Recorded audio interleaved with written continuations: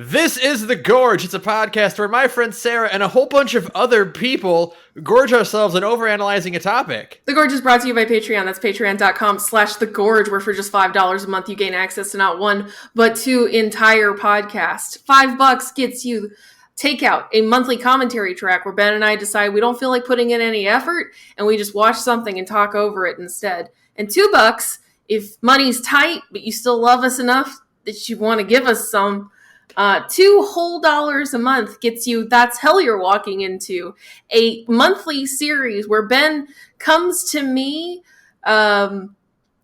holding a strange bunny cat thing and says, "What is this? And why does it only say the word foo?" And I have to explain to him what that is, because it's a series where Ben asks me questions about the Nasu-verse, specifically Fate Stay Night, Fate Grand Order, and its associated properties, and I do my damnedest to answer them. Sometimes it works, sometimes it doesn't. If you think that sounds like a good time, head on over to patreon.com/thegorge. Kick in however much you think you can afford, and we'll appreciate every single dollar. Thanks. Special thanks to JT, Steel Condor, Nihar Bot, Red Lantern Reviews, Holy Star 64, Patrick Perez, Roddy 1/2, Saturn, Alice Marks, Shia, Magus, Jack, Liam Lane, and that other one dude. Thank you so much for your support. So, Ben, you mentioned a whole lot of other people. We've got a whole other podcast as our guest. Usually we do like one guest, but no, we decided we're gonna add 3 other whole people to this one. So guys, introduce yourselves. I'll go first. Hello, my name is Jake, also known as Greg Chudley. I am one of the hosts of the fanfiction podcast, So You Think You Can Fanon. We read fan fictions and SCPs, and sometimes we talk about things completely unrelated. I can't think of anything else to add to my intro, so Matt, say something funny. We're not actually 3 individual people. We're just one person that they split into 3 people. That's why we are sharing a brain cell for the rest of this podcast. It's 3 guys jumped into a trench coat. I just wanted to say, I messaged Sergio. I think it was Sergio. I was like, I don't think the 3 of us could have an intro to our podcast that structured if you had a gun to our head. Like I've said before, we could recite it. We could switch at a moment's notice and be able to do it just fine. Like, our instinct is to just make terrible, unfunny side remarks when anyone tries to say anything. The most structured it has ever been is 20 seconds before we start recording, somebody says, "I want to do the intro." Yeah. And that's what the intro's going to be. That works. Yeah. Matt, introduce yourself, please. You already did. I'm Matt. Matt already did. It's Sergio that needs to. You guys are already falling apart. Great. Yes, thank you for not allowing me to introduce myself. I am Sergio, the de facto boss of the podcast, because someone else didn't want to edit or do any real work. So I have taken that role gracefully. Oh, that sounds familiar. You're the Ben, yeah. He wears the pinstripe suit and the fedora, and he smokes the cigar, and he goes, "You's gonna go find a fic." Yeah. Wait, we've been playing FF14 with our group, and every so often when we're in like a raid, one of us will just go, "Waste this numbnuts," and all of us, rest of us have to go, "You got it, boss." That's funny. So we're already off to a great start in terms of keeping things under control. Ben, why don't you do the other part of the intro that we always do? This week, what are we talking about, Sara? We are going to try our damnedest to talk about NieR Replicant for less than 3.5 hours. Sara, what is the full title of NieR Replicant? You are really funny. Hold on. I didn't have it up. NieR Replicant. Hold on. All right, people. NieR Replicant version 1.22474487139 for the everything except the Switch. It's on PlayStation, it's on Xbox, it's on PC. So, because Yoko Taro thinks he's fucking funny. He is funny. So, It's a good for hilarious him. joke. I love Yoko Taro. I would die for him. Yeah, That man is literally insane. Yeah, he's a crazy person. Speaking of Final Fantasy 14, he literally, he did the NieR raids, and We've been playing And the NieR raids. raids are canon. they're canon. And Yoko Taro was like, "I want to delete the Final Fantasy 14 servers," and Yoshi P went, "No, you're not. No, we're not letting you do that. We're not letting you do continue that. making money. We need to actually keep making this game."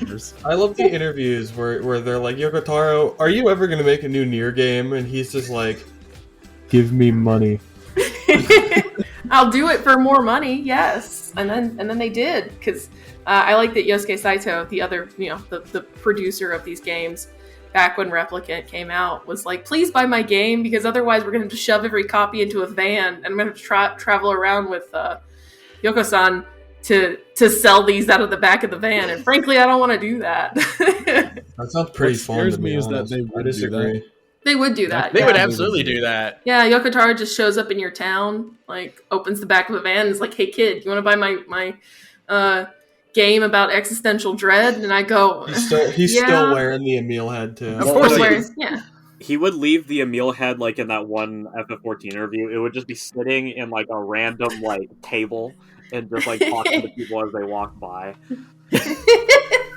Actually, I think he has his own TF2 conga dance animation that he does throughout town, just handing it away to kids while he goes down. Giving small children copies of this game with with Fanon in it. If Valve still made TF2 content, they should put the Emil head as a hat. Valve what's doesn't really make scary is that can content. still happen. That's still a possibility. They can Yeah. still It's do never that. too late. That would be amazing. They'll sell you a hat, but they'll never update that comic. No. Oh no. No. How many days has it been since the last comic? Don't worry about it. 2017. Oof. Ouch. That was Yeah. the last Kicked time in the I played chest. NieR Automata. Perfect timing. Yeah.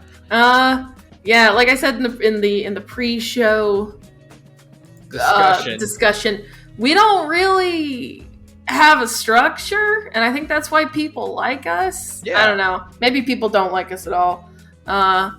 But so I don't even know. Ben, Okay, help us. so we'll just get this out of the way. What did y'all think of the game? Flawed in various ways. It was something made by Yoko Taro. It's It was weird. the best way I can describe NieR Replicant is that it is the like the janky like first 2008 game that just sold well enough so they could make a sequel that was actually a great game. Correct. Yeah. This is in terms of the actual story, I'm actually really divided. I think I still like Automata more, but I like the cast of Replicant, or I suppose just NieR one. I also more. love the cast of Replicant so much. Yeah. Oh, I would die for every single one of these fucking kids. I feel like Yoko Taro learned a lot of very important lessons when he made Automata. Correct. And chief among them is not making me play the exact same game 5 times in a row. Yeah. I went into this expecting like NieR 3, but what I got was like NieR rehydrated. I had originally described to me as like NieR Kiwami, but I don't think this was Kiwami enough. Like, no. Kiwami means extreme. This so was no. very rehydrated. It's just a nice fresh coat of paint with a I do hear about all the things they fixed, and I'm like, oh, thank God. Oh yeah. No, they fixed so much. Like the original NieR was a game that like you would be forgiven for like telling your friends, don't play this, just watch this. You know what I mean? Right. And really, to a certain extent, maybe Replicant is still the same kind of way. Well, in the original game, you had to upgrade all the weapons, not just get them for the last second. I would have. Yeah, you never would have finished the game. No. For the audience's benefit, we should describe the fact that upgrading weapons in NieR is really monotonous. Oh yeah. Getting the weapons is really monotonous. Getting the weapons is acceptable. Getting the weapons is, I would say, downright acceptable compared to upgrading. Downright acceptable. Yeah, because all you got to do is just do a few side quests to get money and then grab them from like the requisite chests. There's nothing you have to like really go out of your way to like find. Except for the Forgotten Memories book. Mm-hmm. I hated that. That was awful. Which one? The 3 you have to get from the book. In the Route dungeon? B. Mm-hmm. Yeah. I steamrolled those dungeons. All right. Well, Sergio, you're a professional RPG gamer. I don't want to hear anything from you. Sergio and I think I had a similar route through it, but what was your complaint? What was your trauma? Can you tell us where the funny robots touched you, Ben? It was the third one, the third chapter. Oh, the third. Where where you? Sorry. Where you're on the bridge and you have to fight every mini boss in a row. Oh yeah. The third part of the I didn't actually beat the third part of the Forgotten Memories. I got far enough to get the weapon, and then on the bridge I died, and then I was like, I don't care. I got the weapon. I can finish the game. Who cares? Nothing else matters. Yeah. But I got to that and I'm like, okay, I'm done. And then one more popped up. I'm like, okay, I'm done. And then one more popped up and like, okay, I'm done. And then one of them killed me. Well, yeah, it was some random bullshit too. Like I was at half health. I didn't think I needed to heal, and then I got hit and I died. I was like, yeah, it was specifically the one that shoots like wind blades. Mm-hmm. Like it swings its arm and like an air cutter comes out, and like for some reason that insta kills you. Yeah, go ahead. I was gonna say I think my main complaint with this game is this game's god awful pacing. Every time I enter an area and go, oh, this is cool, it's over. Like it's just over. Like you go to the Forest of Myth and it's like, oh, this is a visual novel section. This is like this is cool, and then it's just over. And then it's done. And then it's done. We're gone. And then the areas that I don't like are the ones that always have like 3 extra steps of bullshit that I forgot about doing in my like subsequent playthroughs. One of my favorite jokes is there's 2 jokes in this game that I think are absolute bangers, and it's in the Forest of Myth section when you go to help one of the villagers, and it's like they don't specify like the gender of the villager until it mentions like her torn dress. And NieR goes, oh, you're a woman. And then she's like, yeah, the narrator must not specify. And then it's like, the woman realized that NieR was sad that the narrator wouldn't describe her torn dress any further. That's a good one, actually. Yeah. It's, I think, like, the most interesting thing about this game is, like, they changed a lot, and I'm really glad they did. But it's amazing how... They should have just built it again. Yeah. It's amazing how much of like the old artifacts of the original game are still here. And I suppose in one way, I'm kind of glad for it because like, I don't know, there's like a part of me that like appreciates how bad the experience. It's not like a thing I can really articulate. I have a lot of nostalgia for like late 2000s, early 2010s, like 7th gen jank. Yes. So, I very much appreciate it. I had an interesting time with researching for this recording because I didn't actually play the game. All of my experiences through NieR are watching just like video video essays throughout the years. Yeah. The first one I watched was like 5 years ago. So I've known about NieR 1 for a long time, and I was like, I know that Sergio and Matt are gonna like this game. And so watching them like go through it and seeing all their reactions to me was a ton of fun. So you watched them play? Yeah, at some points, not like 24/7, but like I'd like check up on them, and Matt would be like, I don't know, this character development feels kind of fast, and I'd be like, it's because they do it again in the other routes, but also different parts of it, and not the other parts. I'm going to rant about at some point, but we'll get to it. We'll get to it. I was gonna say for what Sarah, I think I can articulate Sarah's point better. I'm glad that they they spiffied up the original experience and kept it like in its original form, but it's not great. They really should have fixed it. Like me and Matt were talking about this last night.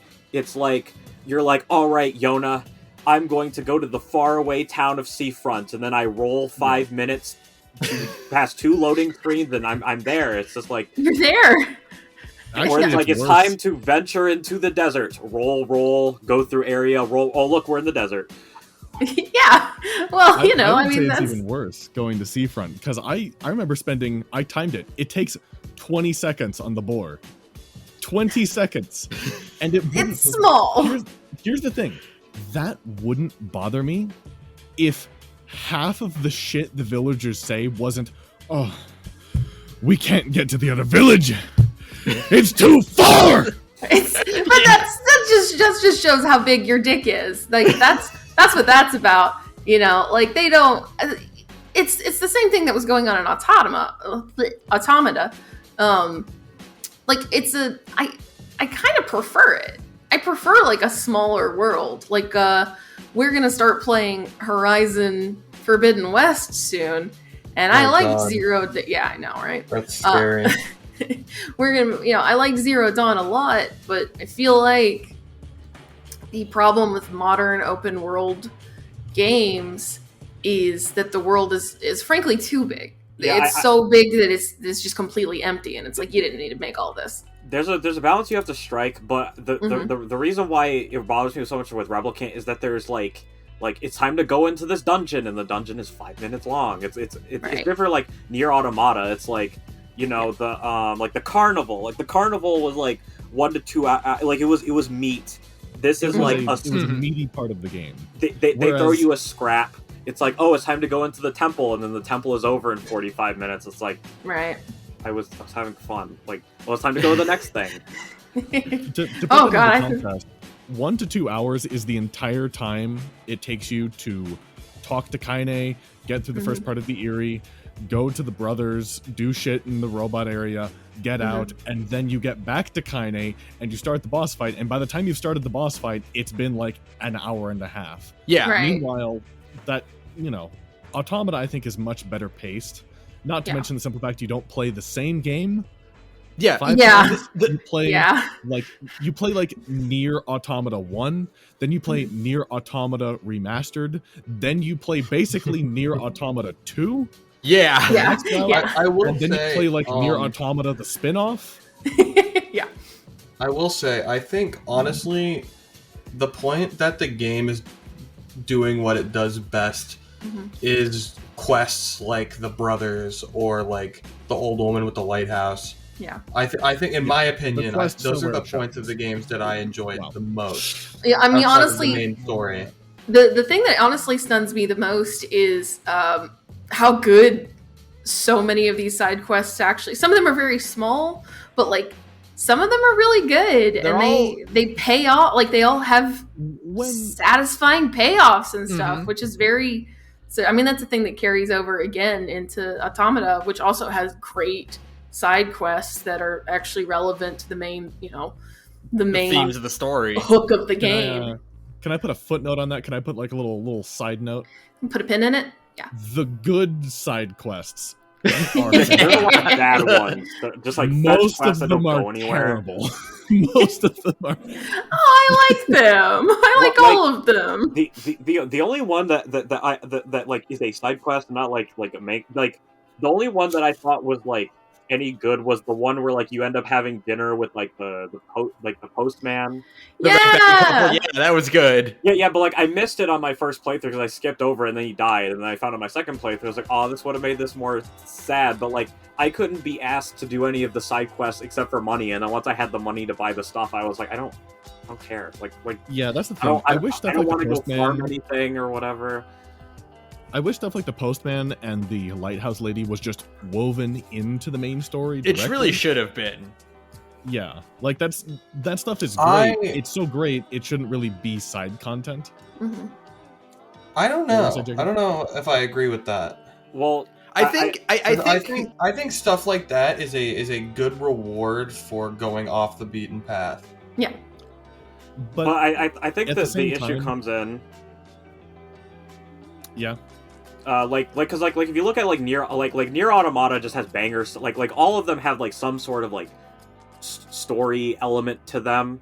My problem with NieR Replicant in general is that the world is so small and it just feels like there's nothing to do with it. And like being that like the beginning of every quest, like none of the side quests like grab, like I picked them up and nothing would like grab me. And like for a while I just thought like, oh yeah, this is just gonna be like a fetch quest and then I get a reward out of it. So I was very surprised when I found the postman side quest, because all of the ones that I ended up doing didn't really like amount to much. I think the problem with that, especially compared to Automata, and it's not fair because Automata came afterwards, and even though I played Replicant second, like it's not fair to compare them, but Automata had its side quests often had a lot more like pomp and circumstance, and a lot of them gave you unique endings. Like you would get the F through Z endings by going off the beaten path and doing weird side quests. You get an ending, you get the fast forward credits, and it's like something happens.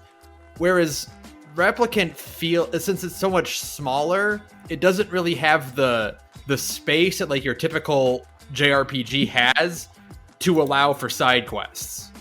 Is it fair to say that NieR Replicant feels both small in scope but also padded so that it reaches some set amount of size?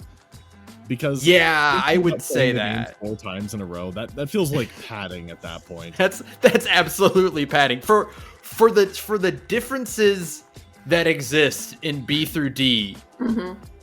There's no justification for replaying the exact same 5 to 6 hours of content. I think, Go ahead, Serge, and I'll do my thing afterwards. Like with B, like when I go through B, I was really happy with like all the extra stuff I was getting. But the time of like C, once I realized that there was barely anything, I was skipping all the cutscenes, I was rolling everywhere, I was murdering everything with the rapid fire. I pushed through in like 4 to 5 hours, and I was like, I can't do this anymore. I don't want to play the back half of NieR Replicant anymore.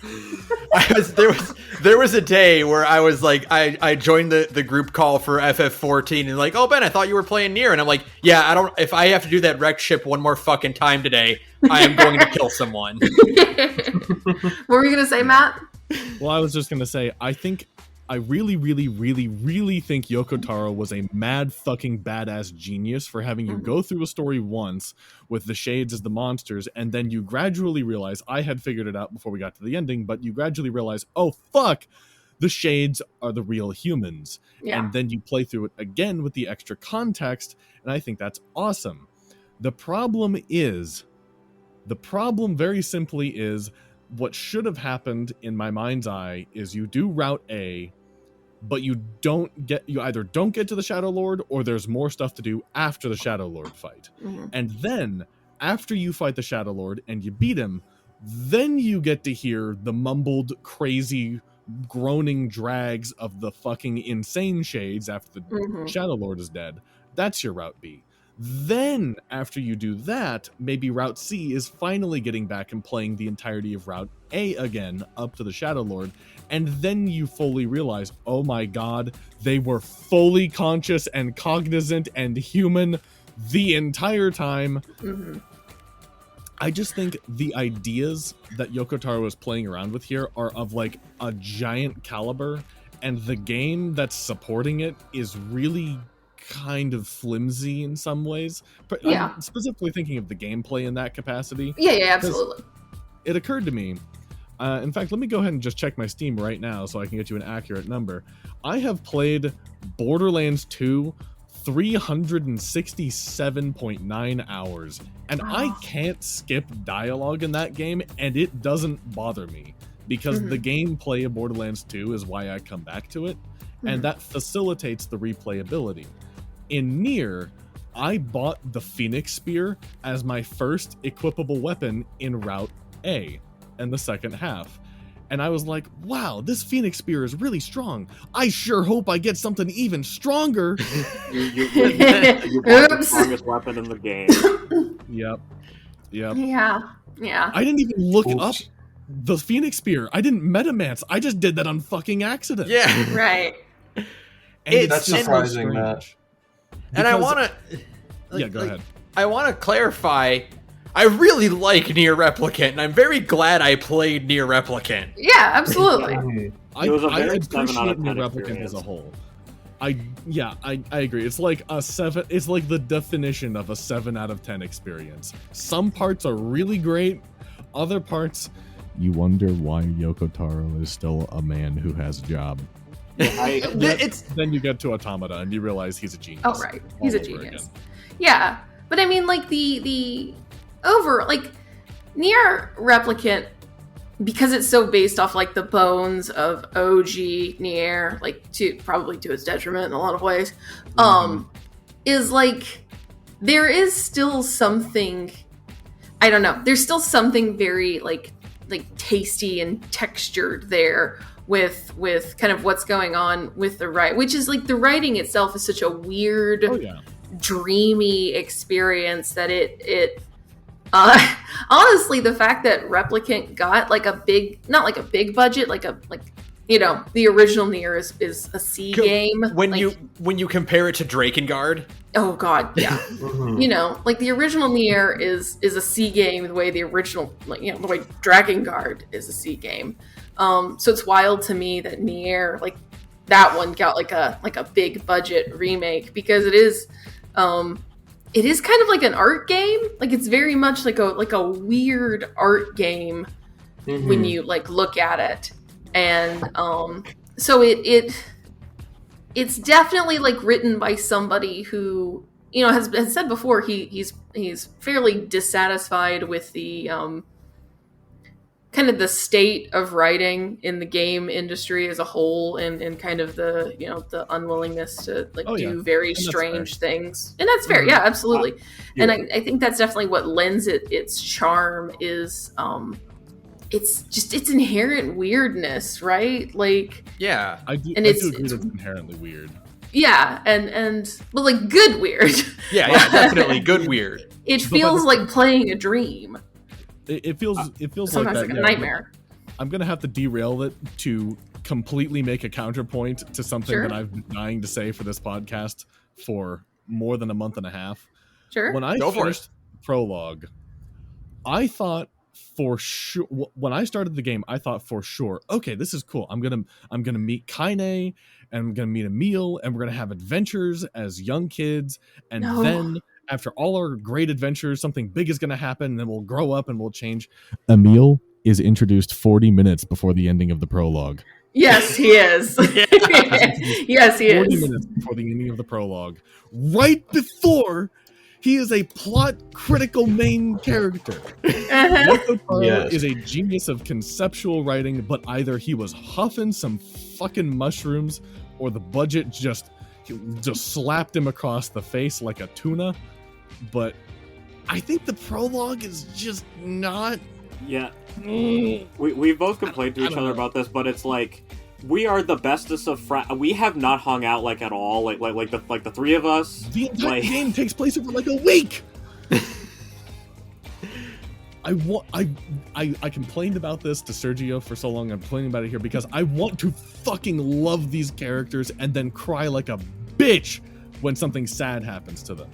But I just never really got to the point I wanted to love them.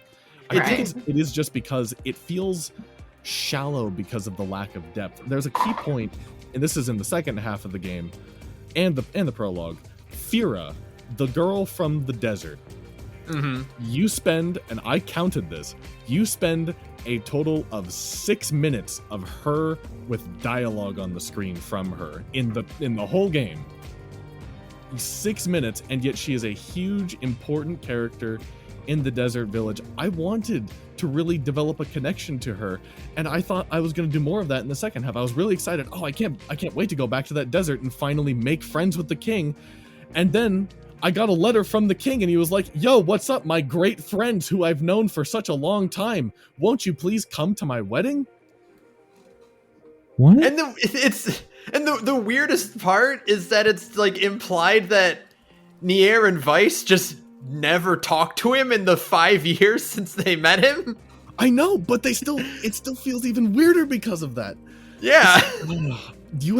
I don't even know why he really well, I guess I know why he remembers you, but you spent like literally 10 minutes with him 5 years ago when he was a kid. Okay. But I mean, like, you literally save him, and like that's the whole reason he gets to be king. Right, but the way he words the letter is like, boy, it's been so long since I talked to you guys, my great good friends. And then he talks to NieR like he's good friends, and NieR specifically says, farewell, my dear friend, at the climax of the game. And I was like, did I miss hours of gameplay here or something? What adventures did we go on? There's literally a 10-minute segment of the desert in the second half. Go ahead, Sergio. I've been trying to add on to here. One issue that I had with the writing is a lot of like the backstory, because I remember Matt asking me last night, he was like, oh, am I gonna find out what happened to the humans and like why this is like this? And I was like, well, I sure hope you were paying attention to those loading screens that my SSD ripped past, that I could just barely read, because they explain it in the loading screens. It is not like you have the option to like read like those loading screens are kept somewhere for you to look back on, or like every time I get to a new route when Devil and Popula are like, we don't feel like saying exposition, here's 5 documents from Project Gestalt, I was like, oh cool, I'm gonna get more, and I didn't get more.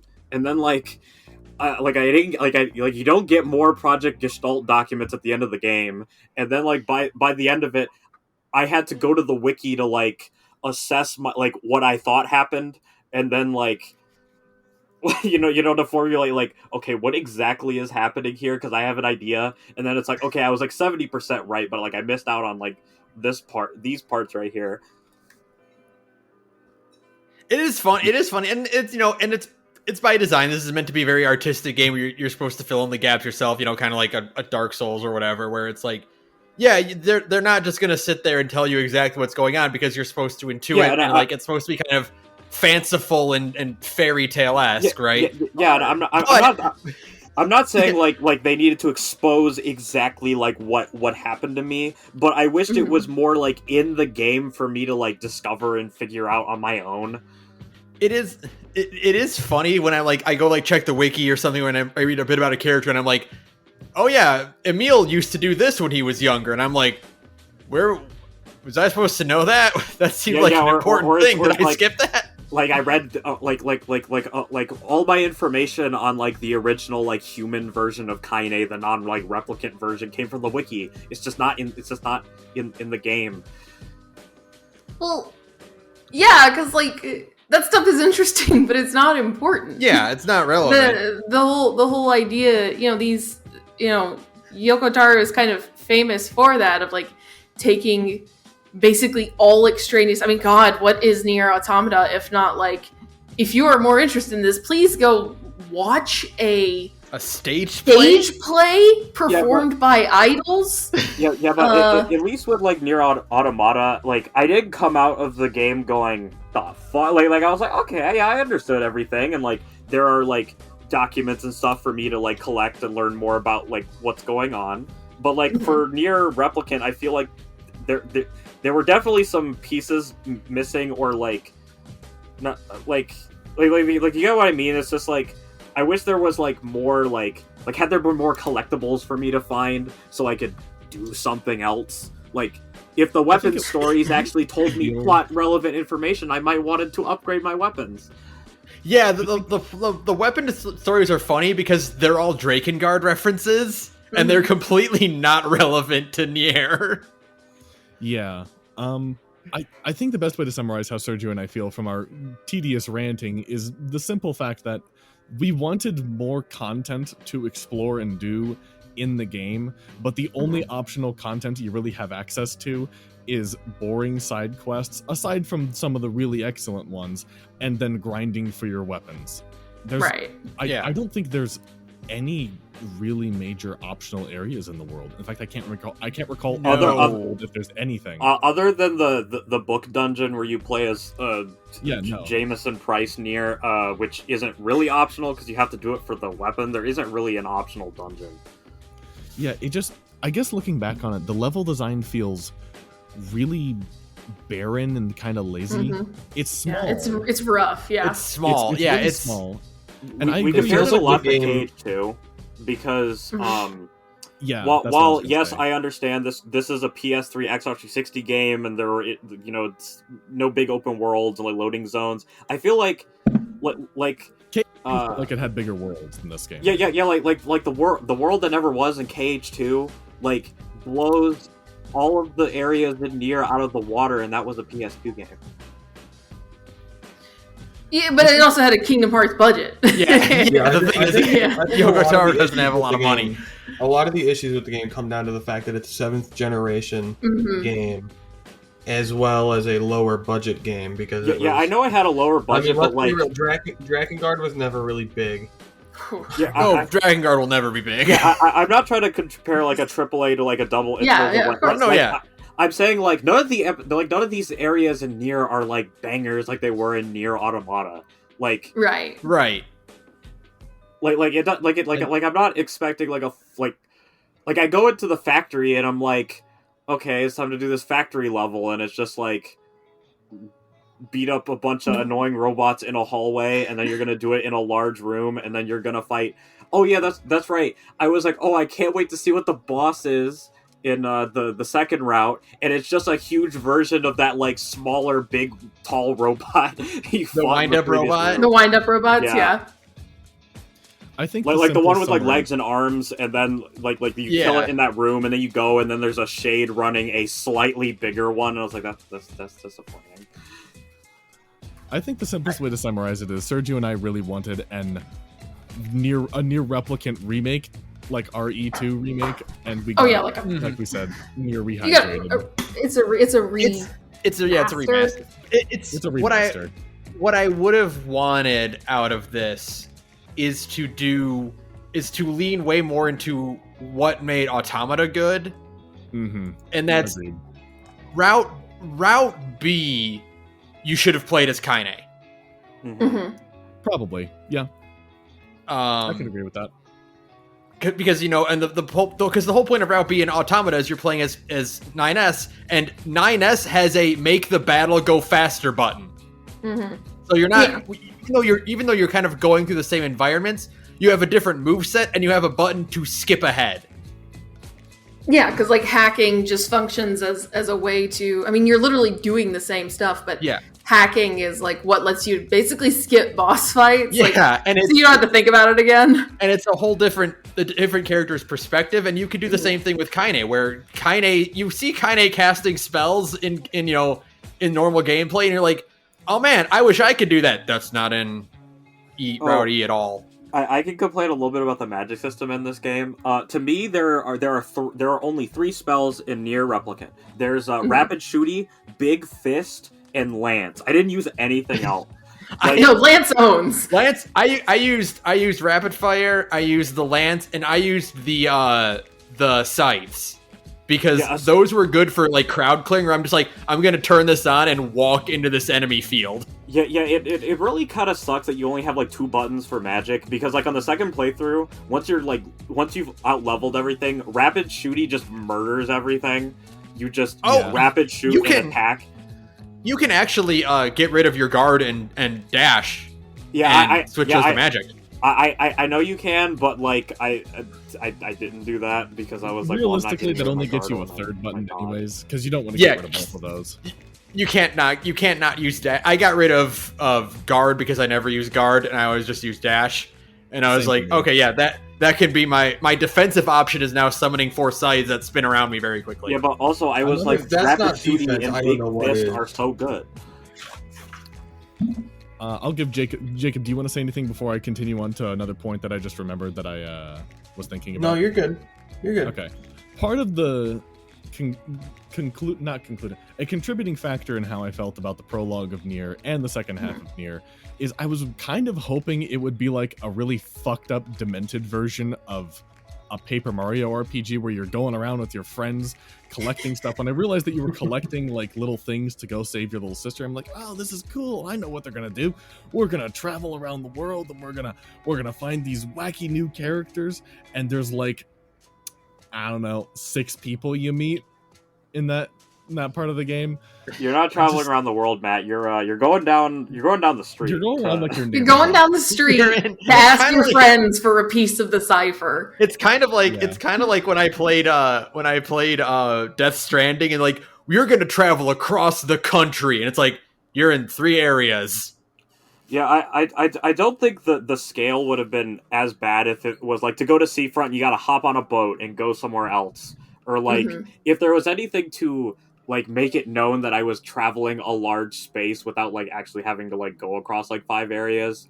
Like it's like you enter the loading screen and it goes to a map and you see them like walking across a long stretch. Like, oh man, that was a 2-week journey or whatever. Like that would have been better, but it's just like going for milk and facade doesn't take me any longer than 10 minutes to get there.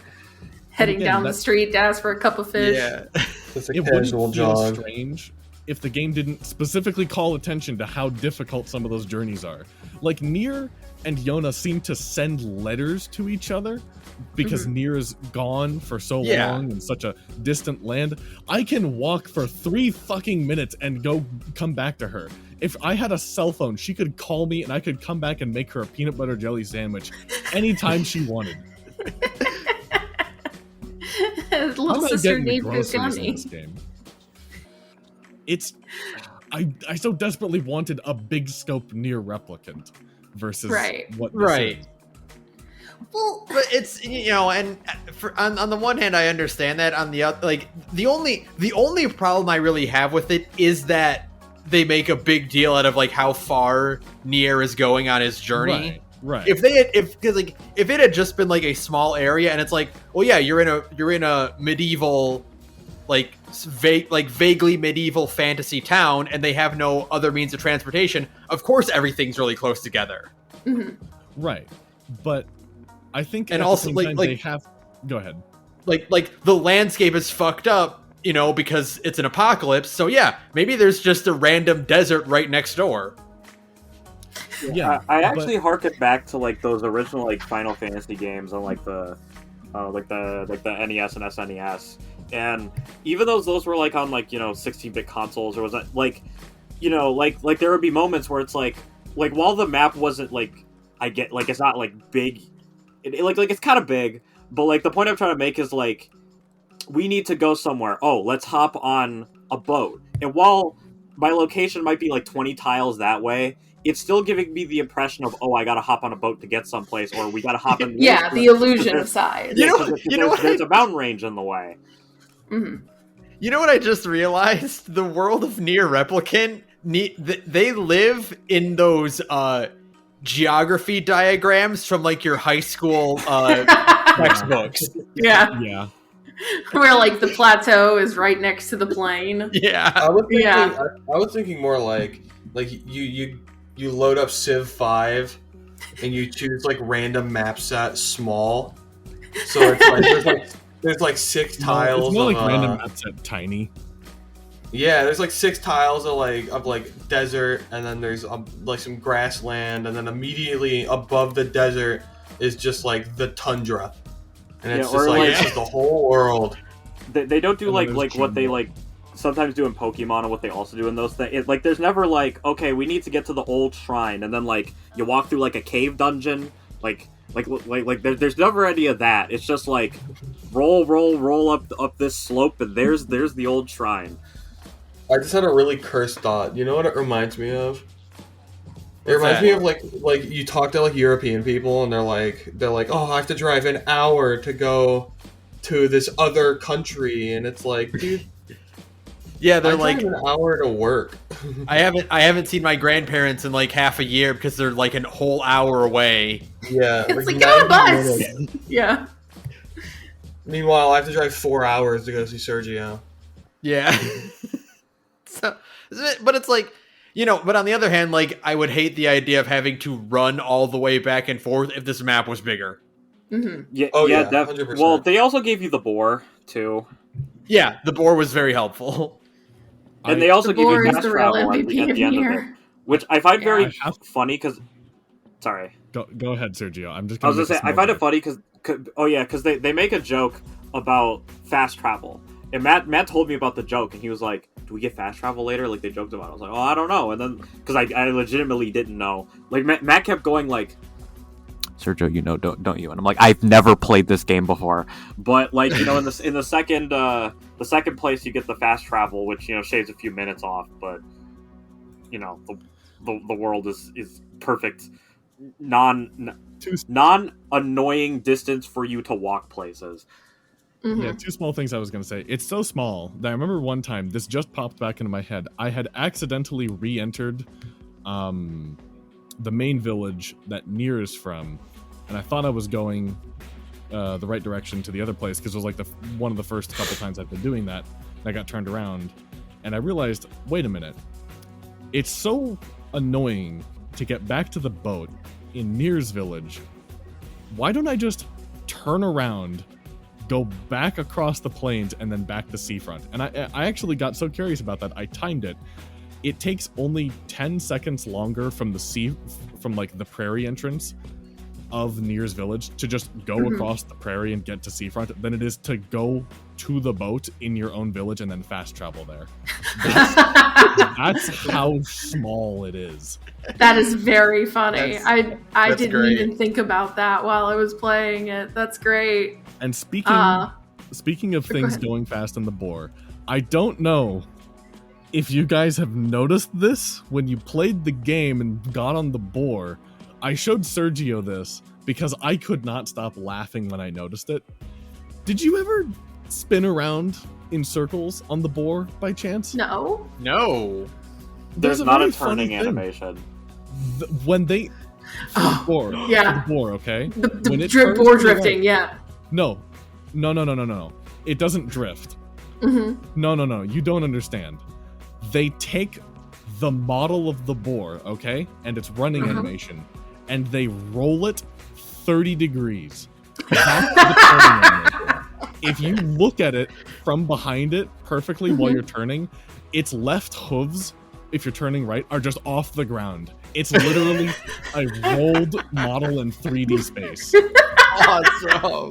Awesome. That's that real Taro jank. Didn't have the money. Oh no. I felt this too, but did anybody feel like the dodging had way too many iframes? Because I'd roll it was like into things, and I'd be like, that's good. Yeah, That's a good thing compared to the original. That's like that is like Automata, where it's like, I'm gonna press this dodge button. Okay, you disappear for 5 seconds. Yeah, and you have like a 15-second window. Like I wasn't complaining, but like I would just roll. I would just roll into something and expect to take damage, and I didn't, and I was like, oh, that's weird. The thing I'll say I really will appreciate about Replicant and Automata's gameplay is that Yoko Taro knows why you're here, and you're here for the story and the characters, and the gameplay is something that's stapled on to get you moving from point A to point B. Mm-hmm. So the combat is very fun and functional, but it's also easy.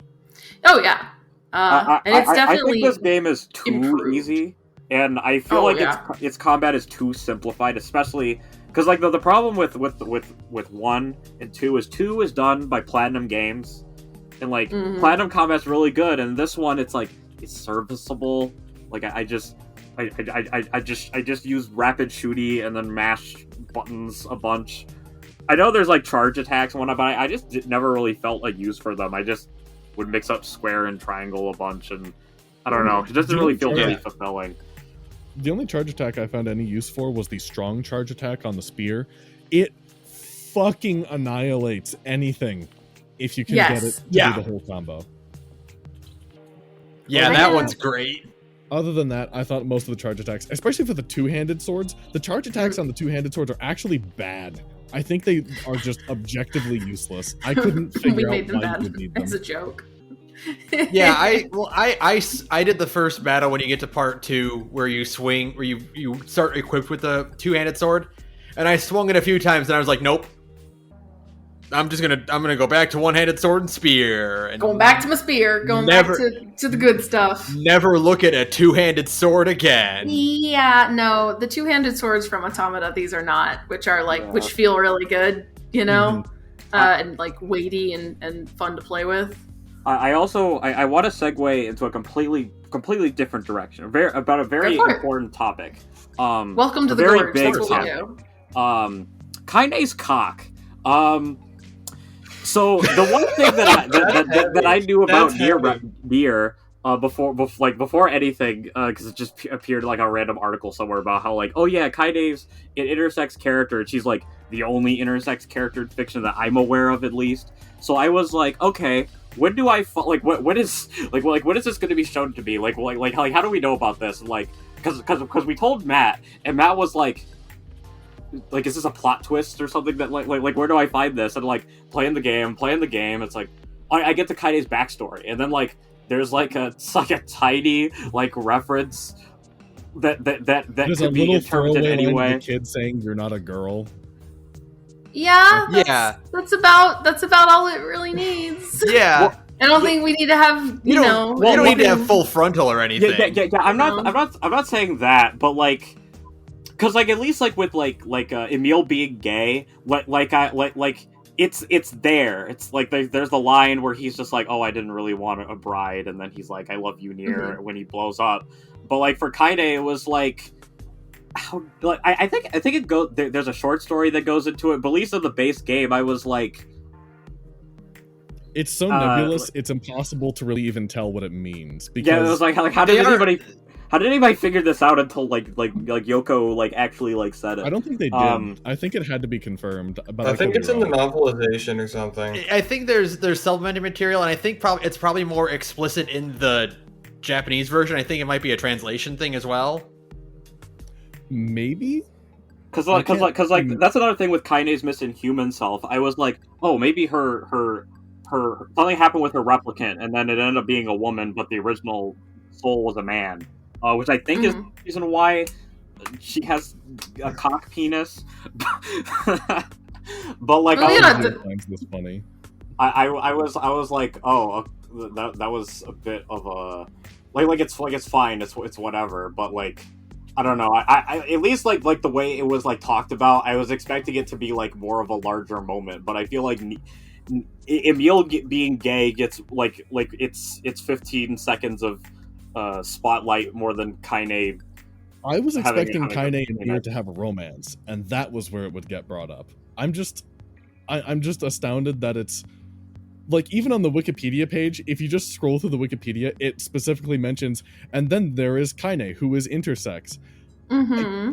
Sure, she can be that. I just find it funny that it's that one little throwaway line in her backstory. That's all that they put for it in there, which is just But at the same time, there any more than that, and I don't know how tastefully it could be handled. Well, I at least because this game has barely any characterization, maybe her grappling with it might have been an interesting plot line if I got to play as Kaine for more than an hour.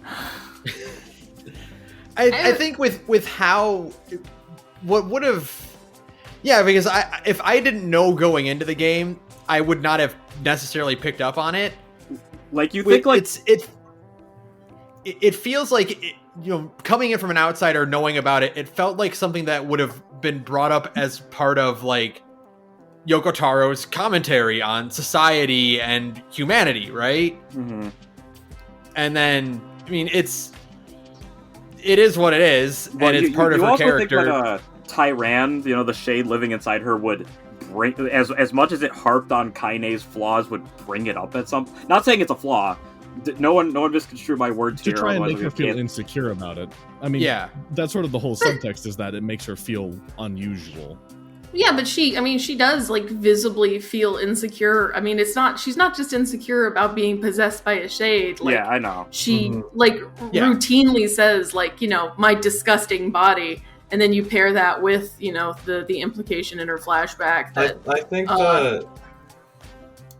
people say she's not entirely a girl, and it's pretty obvious how Kaine feels about herself. I feel like a lot of her comments on her body are very obviously a double entendre too. Mm-hmm. Not only for that, but also being the half shade. Mm-hmm. Yeah, that's what's really being it's not that she's saying oh, I'm so disgusting because I'm possessed by shit. I mean, that's also what is being said, of course. It's that bit from Teen Titans where Cyborg is like, I know about discrimination. Pause. I'm half robot. Right. Yeah. So yeah, but I'm not sure how else it could have been approached without being extremely tasteless. Mm-hmm. So, but it's the summary for how I feel about it is it never really feels like it's confronted in the story. It's alluded to and it's part of her character, and yet what I would have loved is to have a moment where she either gets over it or learns more about herself or something like that, where it becomes part of a character moment for her. But it kind of comes back to the fact that you just play the same plot 4 times in a row. You don't get to go out of the way and have those character moments with them.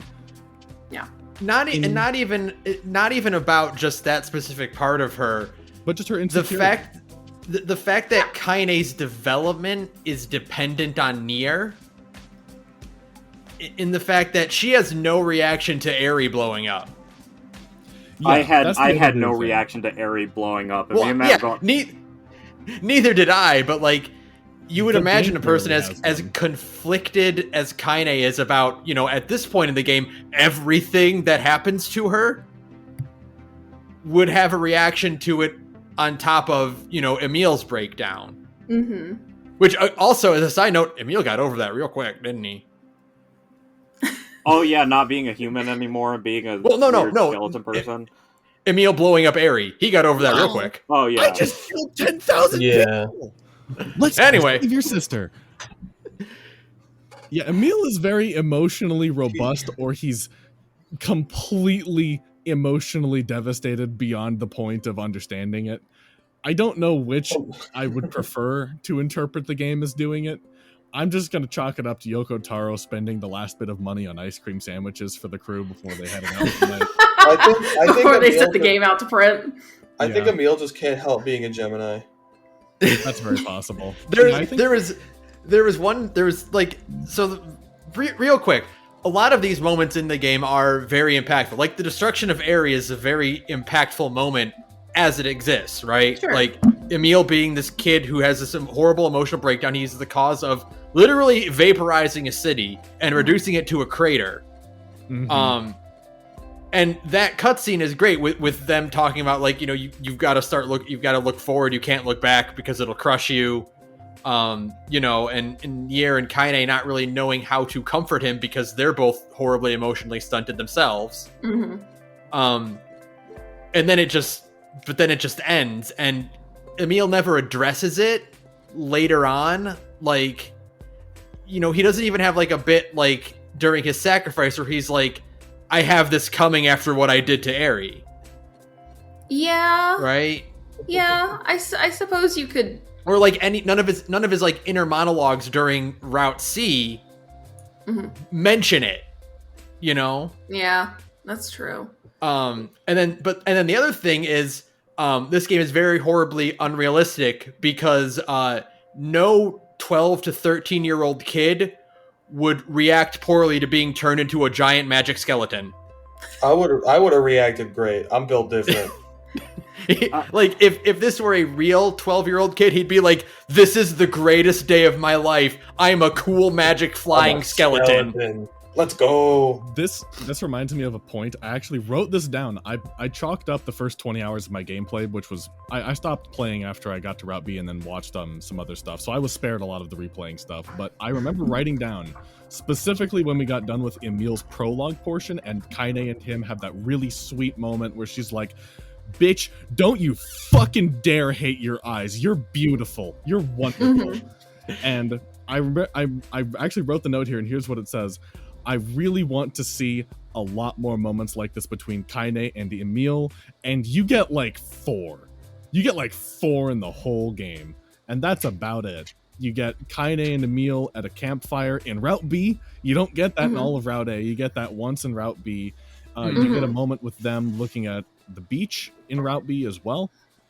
And then, I can't remember if I counted Emil's death and her feeling bad about it or not, but they have such a great thematic connection of rejecting themselves, and Kaine, I think, sees herself in Emil, and that's why she absolutely vehemently defends him against himself.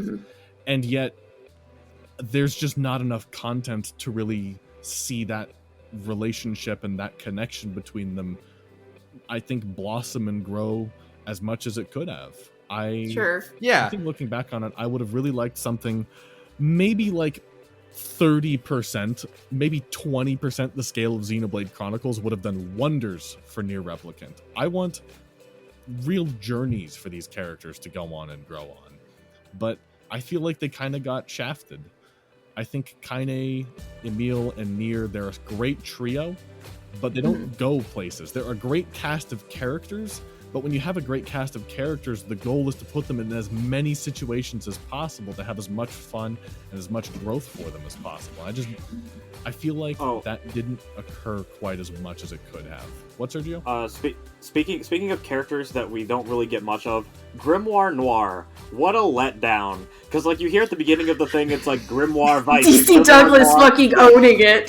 Yeah, we'll have this epic battle, and then, like, you get to the Shadow Lord's castle, and then DC Douglas is like, "Oh, yeah, you're gonna throw down," and then I beat his ass in, like, I think the achievement's, like, beat him in a minute. I think that's what I did. Like, and I was just like, what? Like, it's just over? Oh, he's dead. Oh, I guess it's over now, okay. You cut him down, he screams, and it goes immediately into the fight with the Shadow Lord. I'm like, wait, what? Oh, he's dead. Oh, okay. All right, I guess we're done with that then. Your greatest opponent.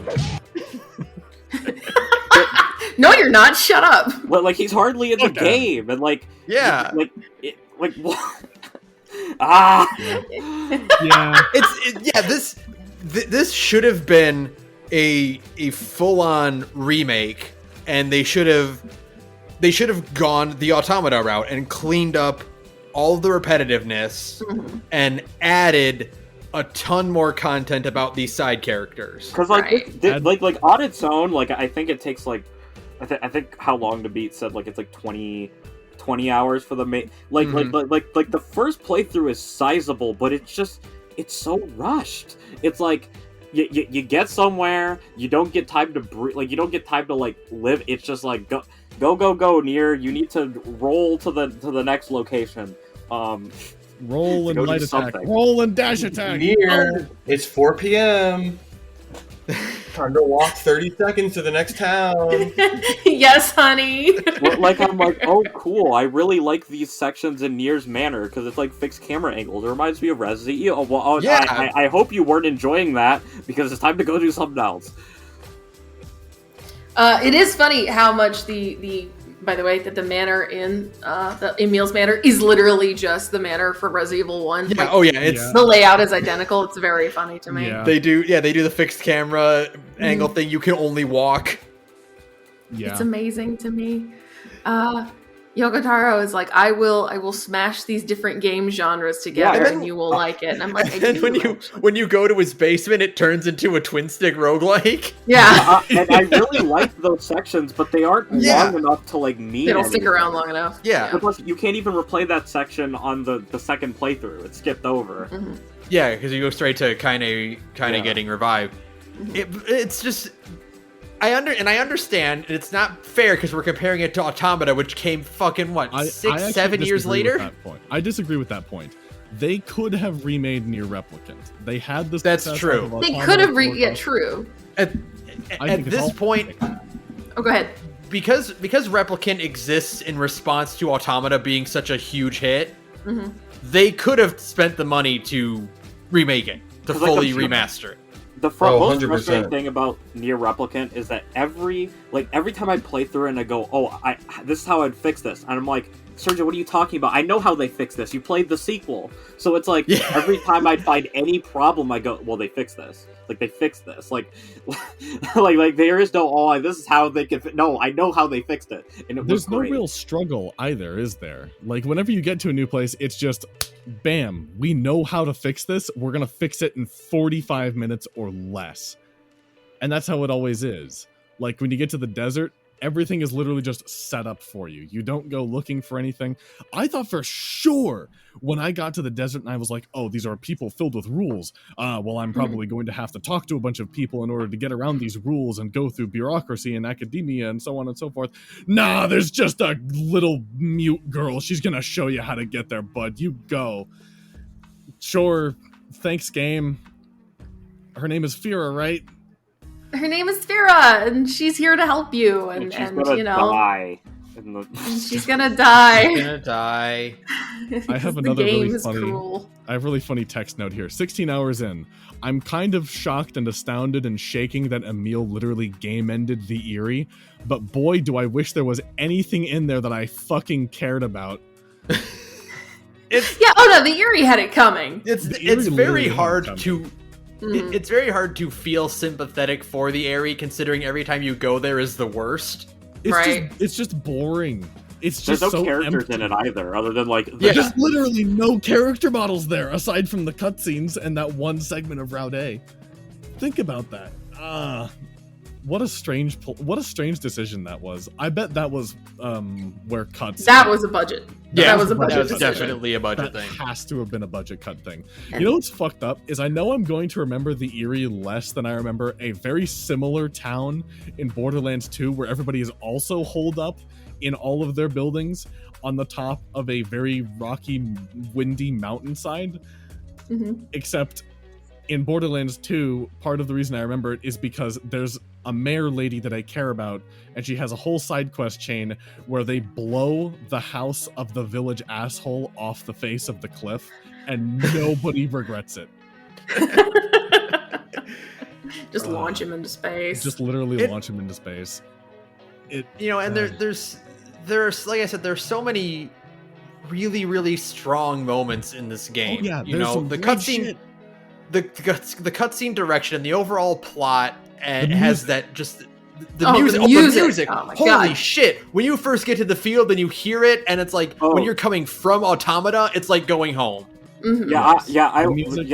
Banger. Yoko Taro went mega hard for I told this to Matt. Is I imagine that Yoko Taro thinks going downstairs and making a sandwich needs a choir to accompany it.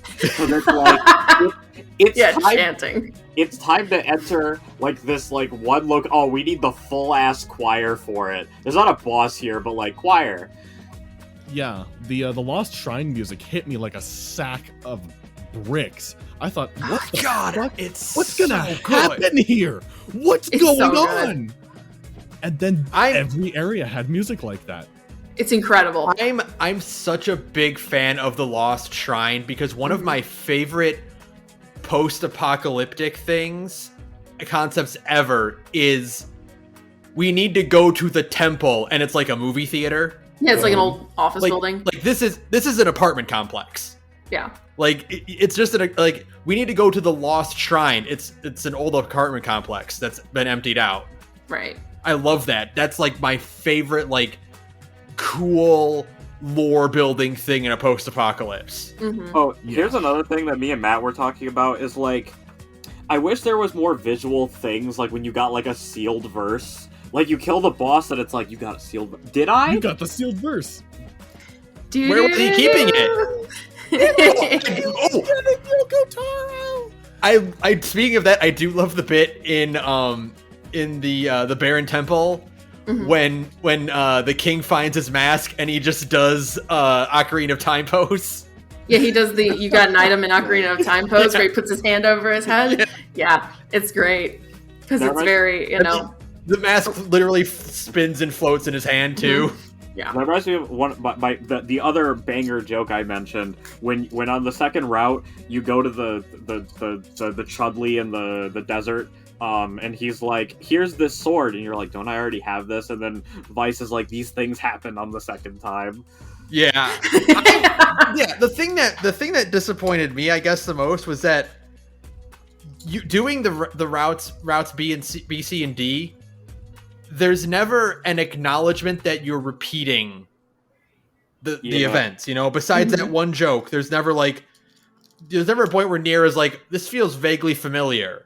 And that's kind of like the meta thing you would expect something like this to have, where it's like you're repeating cycles, you're going through the same motions over again, because that's what Automata was about, right? It was about like the machines are repeating the same thing over and over again in hopes of becoming human, and it turns out the androids are also doing the same thing, and that's thematically appropriate for the gameplay of redoing routes. Right. I think the themes, the philosophy, the overall tragedy of the story is all said and good, but the execution is what's the problem.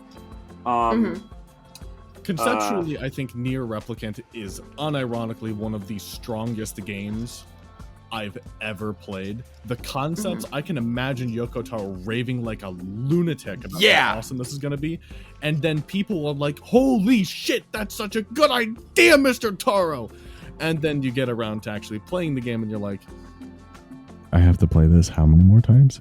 I described it to my manager, whose name is also Matt, where it's like, Yoko Taro is such a genius, but like, for the longest time, he needed to find someone who knew how to make a good video game. Then he found Platinum Games, and they made it. Sorry. Oh, go ahead. Yeah, that actually is that's how Automata kind of became like what it is. Okay, so just this is a tangent. Welcome to the Gorge. Go ahead. Is that there's a producer at Square Enix. I mentioned him earlier. His name is Yosuke Saito, and he worked mostly on Dragon Quest games. And he was like extremely fatigued on making Dragon Quest games, and he really likes like the insane shit that Yoko Taro does in his games, even if the execution isn't great. So he often will like stick up and be like, "No, I want him to still be allowed to keep making games at Square Enix." And the mandate from Square Enix was like, "Okay, you can make another NieR game, but it's gotta be good.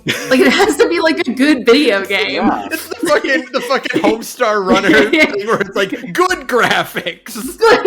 And so that's literally why they went. They pitched it to Platinum, and Platinum, who apparently were all huge fans of the OG NieR, were like, "Hell yeah, we'll make your fucking NieR sequel." Yeah. This is actually something I had with Automata, but it very, very strongly connects to Replicant, where I was when I first played Automata, like a month later, I was at like a New Year's party, and I was talking to a friend of mine about it, and I'm like, "Oh yeah, I played Automata. It's this fucking amazing action RPG. It changed my life. It changed the perspective on how I like treat video games, and like the stuff that talks about like your humanity and what it means to be a person, and like how inanimate things can become human, and how we project and humanize things that aren't real." And he's like, "Would you recommend it?" And I went, to you? That's how I feel. That's how I feel about Replicant. I don't regret finishing this game. Would I recommend it to someone? It depends on how well I know them. I recommend NieR Automata to everybody. If you don't like NieR Automata, then you're a Chudley and you don't have taste, and you're wrong. You probably eat crayons and huff spray paint. But and I'm not taking those words back. But like, I recommend Replicant. If you were a fan of Automata, play Replicant, because Replicant.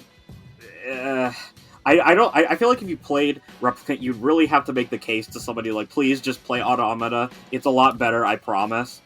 I feel like the sell of, oh, you played Replicant, play Automata is way easier than, oh, you played Automata, play Replicant. Oh, Yeah. If somebody played Replicant first and didn't play Automata, that's easiest recommendation in the world. That's the, hey, I really enjoyed DMC3. Is DMC1 good? No. Don't go back and play DMC1. You missed your opportunity to enjoy DMC1. See, the thing is, like, because like with Automata, it was like, not only are there more endings, but it's like, you know, there's more like there's new there's new meats. Like, it's not just like an alternate ending, but like with Replicant, it's like after Route B, it's like the only like meaningful story thing that I care about is the next ending, and it's like Route A, it's like, oh yeah, we defeat the Shadow Lord, we're all gonna go home, and then we're all going to die a horrible death because we defeated the Shadow Lord, and everybody's going Gestalt, and we won't be able to regenerate ourselves anymore. But yay, happy ending. And then like B is like, yeah, there's like we're getting that like the character development and like the stuff that we needed in the first route, and then it's like, oh man, I feel bad for the Shadow Lord and not Gestalt Yona. And then it's like Route C, I'm like, I need to finish the game. And then it's like, oh no, Kaine is evil, gotta put her down. And then it's like, well, it's time to reload the save because there's no way I'm playing this game again. And then it's like, yeah. And then it's like, yeah, now NieR died. And then, because like the endings are just like, they're the little tiny bit of the scrap. And then, you know, NieR sacrifices himself and then erases your save, and then you know, Kaine was the hero all along. Oh, okay. And then when I had to play through the fucking beginning of NieR again, I was like, oh yeah. And then I'm like, finally, the promised land, the extra ending that they told me about, and I'm like, oh my god, this is so cool, and it's over. They should not have made you play until the second encounter with Kaine to unlock the bonus content. One. Like, I thought it was the first one, and then no, you run into her the first time you go to Aerie, and she's near her little tent, and you fight Hook there. Then you keep progressing. You have to go through the factory. You have to go through Seafront, and then you go back to Aerie, and that's when you unlock it. Yeah, and then like I thought like NAE was cool. Like, you go to that like data world from Automata, and like your UI changes, and you team back up with Weiss, and then you go and you fight the boss, and then like NieR comes back, and it's like, but it was over. Like I wanted like more. Like, it wasn't worth all the playthroughs to get to that little sliver of like stuff that was really good. And I think a critical point to remember is, I think if the gameplay was really solid, I'd be fine with playing through it as many times as Mr. Yokotaro wanted. Harrington could get me to play that game 100 times if the gameplay was solid enough. But maybe if they even scaled up the level of the stuff, but then like I don't want them to do that because I needed to plow through it. I needed to bum rush it. Yeah. I loved Route A. I loved everything about Route A. It felt great to play. The story stuff was amazing. You're introduced to characters. You watch them interact with these with the hero, with the trio. You know, the time skip was like this great like stopping point where I'm like, oh shit, like this is moving along. The conflict with Devil and Popola, you know, the whole Shadow Lord bit, the first time through was like amazing, because it's like, here's this area that's completely devoid from anything you've seen before. It's nothing like the rest of the game. Yeah, I really like the Shadow Lord castle. I think it's I feel like it blows like everything out of it, like out of the water. Like, I was like, wow, this area is actually really good. And then the second time through, it's like, oh. It's like, oh, I really have to wait for this board to do its poison fart gas the whole time? Okay. Yeah, or I gotta wait for all the scripted parts of the Devil and Popola boss fight. That was, when I switched it to easy, I realized, oh, all these, I have to actually wait for the dialogue to finish before I can, you know, steamroll them. Also, fuck the auto battle game journalist mode. I hate that they even included that. So yeah, and I loved it, and it's just every subsequent playthrough did not feel worth it because the little I did get was like a few flashback, script cutscenes with Kaine and Emil, and those could have been folded into one ending. Route B and Route C should have been combined into one route called Route B. Yeah. yeah. That actually makes a lot of sense. And then you can just trim it down to like a more more reasonable playtime, I suppose. And so there were the additions though, like the backstory with Kaine and Emil were really, really good. I loved the extra cutscene you get with the Desert Prince. Where you actually get to see him die while killing the boar. Yeah. That was great. The one that I did not understand at all is why the mermaid got so much extra dialogue.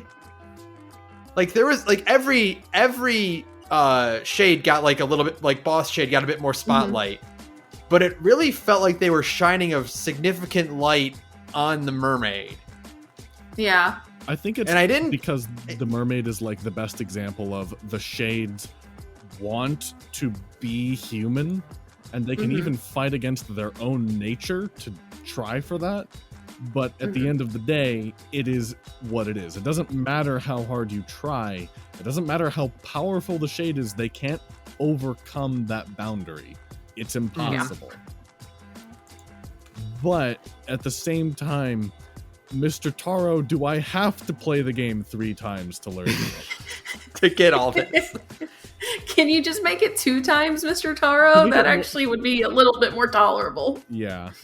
There was one thing, and again, this isn't fair to compare, but it also is because this could have been a full remake, is when I played Automata, because like the whole bit is for both games is it turns out man is the real monster. It's that Futurama bit. I've combined the DNA of the most evil creatures in the world. Monster. Yeah. It turns out it's man.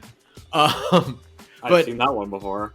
But it's the thing that like I couldn't get I could get over it, but like it still like was like a sticking point to me is that when I played Automata, I started to realize that like the machines aren't the enemy. When I realized that they're not really attacking me if I leave them alone in the overworld.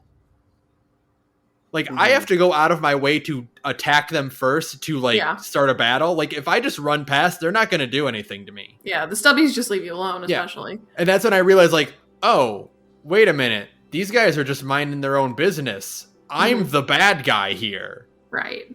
In Replicant, Shades will just attack you. And, like, it's a big thing that Shades will, like, rampage and ravage this village if they get close enough. And it's very hard. It's very hard to, like, do the exact same kind of sympathy where it's like, no, they're the humans all along and you're the bad guy. When they swung first, and they always swing first. Did you know these were babies? Cool. Rapid shooty. Get rid of them all. It's like, yeah, they're babies. They're shooting lasers at me. Yeah, and like the one that pissed me off the most though was the wolf pack leader. Oh yeah, no, the wolf is fucking dumb.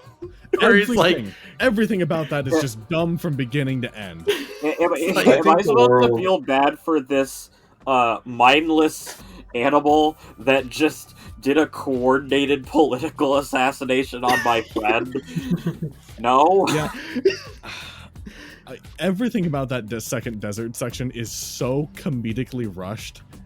I couldn't actually believe. I thought it was a fake out when you beat the wolf and you're done. I thought, oh, okay, what's next? What's next? Is it going to be a demon wolf? It's going to be a demon wolf fight in the desert, isn't it?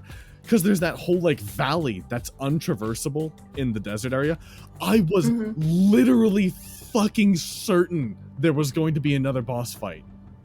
You know what I just realized, because Weiss makes the point like like, why are the wolves in the desert? Like, they don't have any, like, food or whatever. And then, like, you learn, like, oh yeah, this used to be, like, a forest, but then, like, with the big war going on with humanity, like, fighting the Legion or whatever, it got turned into a desert. But then I remembered, guys, isn't there a forest in the area, like, right before the desert? Why didn't they just if you go a little bit north, because you'll find some grass and trees. You know what animals like to do when they don't have any food? They like to go looking for it. You know what's just a little bit north of the desert? A big field full of goats. like there are no wolves like a anywhere buffet. but the desert. Like a comically large number of goats. Infinitely rapid Yeah, fucking goats. why do you think They're always there. there's so many goats? Because there's no wolves to eat the goats. They're all in the desert, just chilling. We gotta rebalance this ecosystem by getting those desert wolves here. The goats are an invasive species. Yeah, it's the opposite. Actually, I think it's the opposite of an invasive species. Instead of invading to kill the goats, they just avoid the goats like it's the plague.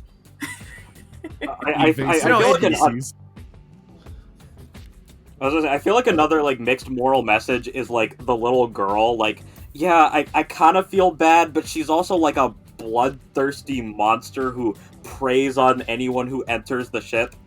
Like, I get she was trying to become human and all, but like, she ate my friend, the post guy with the red bag, and like, Unforgivable. She ate the ferryman. She ate my friend Yuri Lowenthal. Yeah, Yes. She ate Yuri Lowenthal. She's gonna get a lance to the face.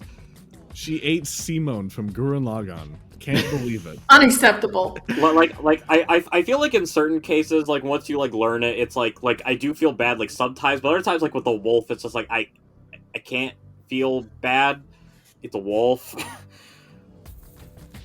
We gotta eat, and you're eating the people. Like, they're gonna fight back. Guys, go eat the goats. It's just a loading screen that way.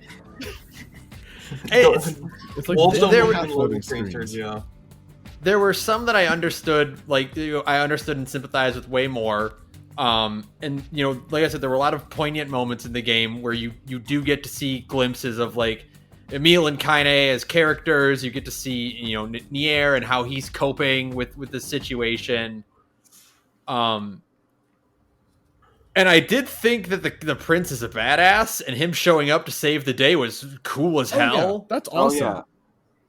But I wish there were like wanted 8 more scenes of that. That would have been I great. wanted more cutscenes like that. And I feel like we could have. This was the opportunity to give us that. Yeah, like you should have fought with him back in the first desert dungeon. Like he should have just picked up a spear, and you think he's like this spoiled little bitch prince, and then he whacks the crap out of a shade. That would have been cool. And then you fight together with him for the boss fight, and then he's like, And then he "You're throws it awesome. back. You're a warrior," and then you develop a bond. I just feel like there's no actual real bond developed after the first part. You literally see him for like 20 minutes, and then he comes back and he's like, "I'm gonna be a good king, and we're gonna be good." It feels shallow in some capacity. The desert's very underdeveloped for what it could have been. The brother in the fucking...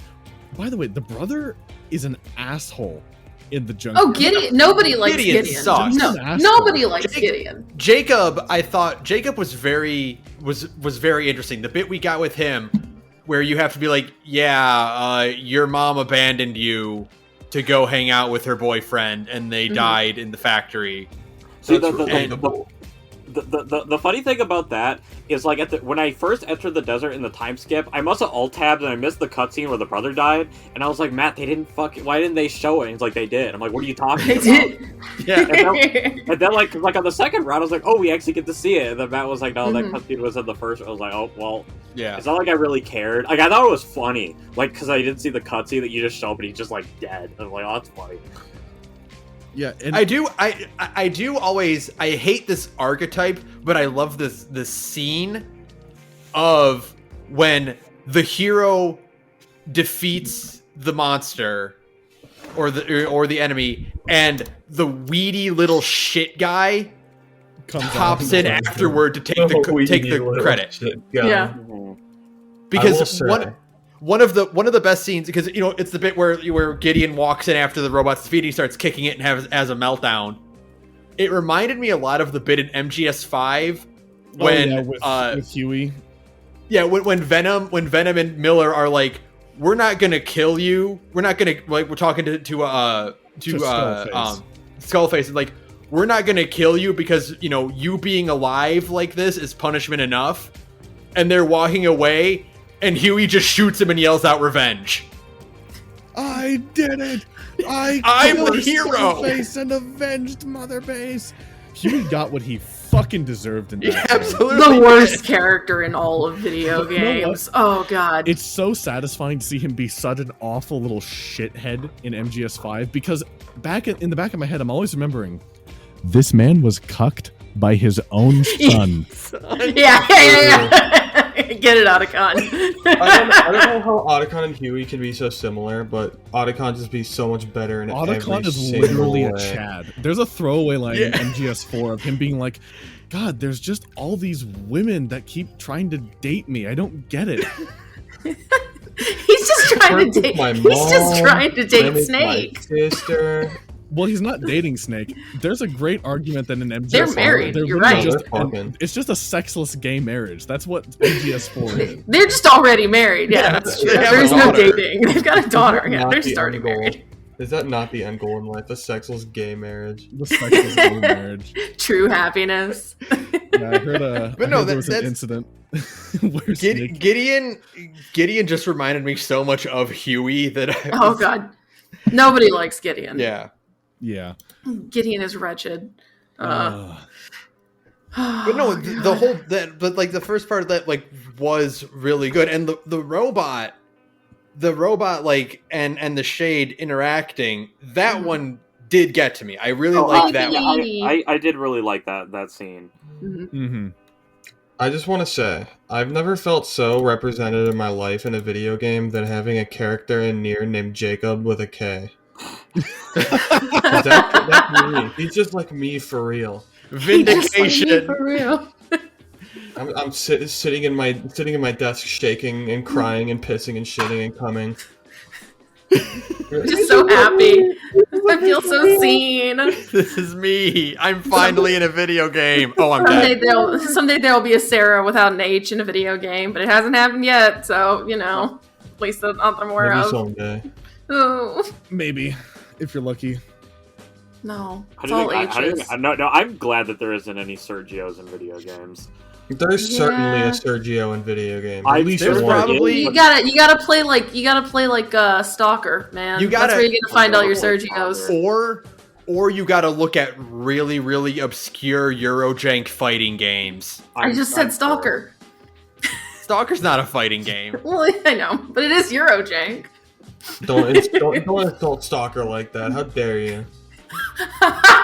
Bro, you need like 40 different patches to make Stalker stay alive. And it's Stalker. It's still fun. It is fun. I'm just saying, if you need like is multiple fans, it is Russian efficiency. Yeah, you see, Ivan. When install 40 patches, game will never be of crashing because entire computer holding it up. Let's search Sergio on the fictional characters wiki. The parrot from the Loud House.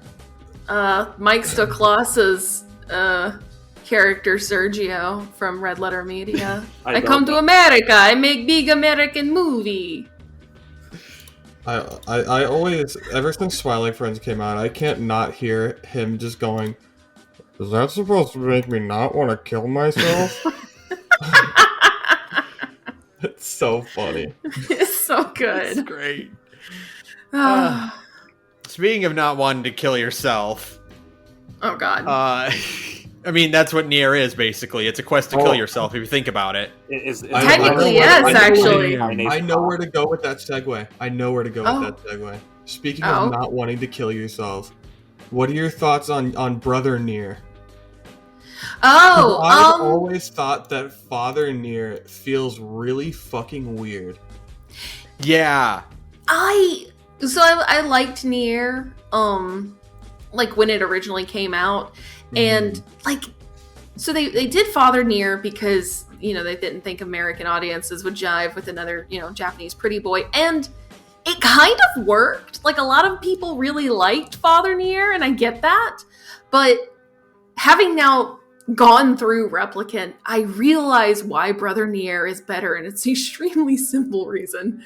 Well, okay, it's two simple reasons. One, all the friendship lines feel significantly less weird coming out of the mouth of a 15-year-old boy, right? Yeah.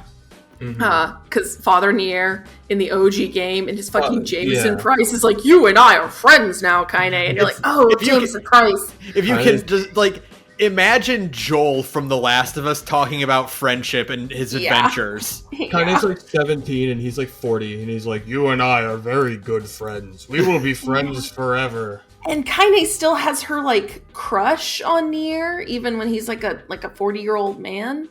And so it's just like, oh, girl. Yeah, she wants... No, not like this. Not like this, sweetheart. She's looking for that NieR DILF. Yeah, you know... He's not even that Dilfy though. Like he's got a face really only a Yona could love. He is an unattractive man. He is a Neanderthal. I don't have an opinion because the original NieR is sitting on my shelf, and I don't really have a reason to go back to it at all. So brother NieR is my only experience, and I think brother is. I'm gonna force you at gunpoint to play the original Xbox 360. But it's like at like 20 FPS and it's janky, and there's no way in hell I'm upgrading. It's extremely janky. Yeah. No, nobody should be. The combat system is significantly worse. Nobody should ever play the OG NieR. Like, if you want to play NieR, play Replicant. But the other thing that like really works better with brother, and like I get this now, is the time skip just feels more real. Yeah. Because, like, the difference between a 40-year-old man and a 45-year-old man is, like, nothing. I don't think Papa NieR gets a different model after the time skip. He just gets an eye patch. Yeah. He gets his weird fucking eye patch. Yeah, that's it. But, like, and so you get, like, suddenly things have a lot more, they make a lot more sense. It's because it's also a nice thing to go from Kaine being the older one to the younger one. Yeah, and you literally get the sense that, like, she, when she sees him for the first time after the time skip, she's like, oh, you grew up. And she's like, oh, you got hot. Like, that's what she says. Yeah. Like, that's what she's saying when she goes, oh, you grew up. I think it's really funny in the original game, the scene where she's like, you grew up. She just goes, damn, you look fucking terrible. Thanks, Kaine. Stay beautiful. It's so funny. Just seeing this, like, middle-aged man for the first time in, like, half a decade, being like, wow. You look like shit. You look like fucking shit. That being said, I did really love that you play as Papa NieR in the Forgotten Memories book. Yes. That was cool. Yeah, it's good to see him again. It's interesting to have the crossover, just because I don't think in the original games, the Japanese versions, there was any crossover between mother and father. Which, again, is the fact that they made... It's just such a weird thing to do. I get why they did it. Yeah. But just like, oh, for the West, we're gonna have him be this ugly, like, Gears of War built like cyborg man. Yeah. But it's weird. It worked. If you go back and like read like the old review, like a famous one is you know, Zero Punctuation on Escapist. If you go back and watch the old Yahtzee review, like, he likes it more because you're playing as a video game sad dad. So like our friend Kieran is like obsessed with Zero Punctuation. Oh my god. I was too 7 years ago. But it definitely did help to sell copies of the game. You know, not many because not many. NieR, but like back when before, it is kind of an interesting thing to think about because like this was before we kind of as a whole became more accepting of like Japanese culture in the West. You know, like when things that used to be like really obscure and like, oh, look at those weird Japanese things became kind of more Donut. commonplace. Mm-hmm. And now no one bats an eye at Brother NieR. Oh yeah, like now it- Brother NieR is like- way more fitting, frankly. Yeah, I've played a game with this kind of protagonist like 100 times already, and it's nothing unique anymore. I feel like, well, because I would have been like 8 or 7 when this game came out. I feel like Oh, if that's I right, had, because you're all infants. Yeah, we're babies. Goo goo gaga. no, you're the old people. I feel like if I was Shut looking up. at them in the store, I don't think I'd really care. Like the dad or like the brother. At least, Oh, I know. Yeah, Yeah. absolutely. Like, I think if we never had the choice, no one would care. Also because again, it's so obscure of a game in the first place that I can't imagine that like it's one of those like corporate decisions. Like, yes, this is what will appeal to to American sensibilities, and you're super out big, of touch. It's big DMC. Yeah. Or like the Bionic Commando reimagining. Yeah. It's very, I mean, that's very kind of in the time of like, which was the style at the time, as they say in The Simpsons. Square Enix was making a lot of very strange business decisions at this point in I their think history. most companies were, to be fair. Oh yeah, nobody knew what to do with HD. You know what, that generation was so bad. You know what I just thought? Because I was thinking about younger like protagonists that like existed like Japanese wise. Could you imagine if when they were making Final Fantasy X, they were like, Titus isn't gonna spell ancient the fuck up. You say that, but what if the protagonist of Final Fantasy X was Auron instead? Would that not make it the best video game ever made? Like Auron or like Waka. No, Sarah. See, Your thing. You're thinking of this the wrong way. Yes, it would be better if Auron was the protagonist, but that's not the same. The same thing would be, what if Tidus was a 50-year-old washed-up athlete? Still hates his dad. Final Fantasy 12. Vaughn is now a DILF, and still equally as irrelevant. Turning Vaughn into a DILF would change nothing because he's not in the game. Oh god, but that is actually. Oh, go ahead. I was going on a fucking rant about how I hate fucking Vaughn, and like, when Balthier shows up, because like everyone's like Balthier is the real main character, and it really seldom hold me when the first thing out of his mouth is the leading man has arrived, and I was like, yep, that's the main character. That is the main character. Yeah, he is the actual protagonist. Actually, though. Here's another piece of your video game trivia for the day. Bosch was supposed to be the protagonist, but in like an insane twist of NieR, right? Like the exact opposite thing of what they did with NieR is they were like, oh no, people don't want to play as this grizzled old man. Let's make this young, annoying guy the protagonist instead. And it's like, make up your mind. Protagonist. I'm sitting here in my head, character. Still imagining Final Fantasy X, where Auron is the protagonist with his voice and his like look, but he still acts like Titus. He just does the ha ha ha. Yeah, same exact script. Nothing changes. Nothing. Just the voice and the look is just completely different. We probably should be talking too much about FF12, but I'm gonna make another aside about FF12. It's not that I hate Vaughn; it's just that he's so plot irrelevant. Like you could write him out of like all the cutscenes; it wouldn't matter. It's like Ash and like Balthier and Bosch are like, yes, our next move turns around. What do you think, Vaughn? Oh, guys, that's a great plan. It's like, all right, and then we turn around and then we ignore the child in the back. FF12 has 4 characters. 4 party members. It's got Ash, Fran, Balthier, and Bosch. Yeah, and then it's got 2 guest party members. Yeah, my party is like I don't even use Vaughn. It's just like Balthier's the guy I play as because he's awesome.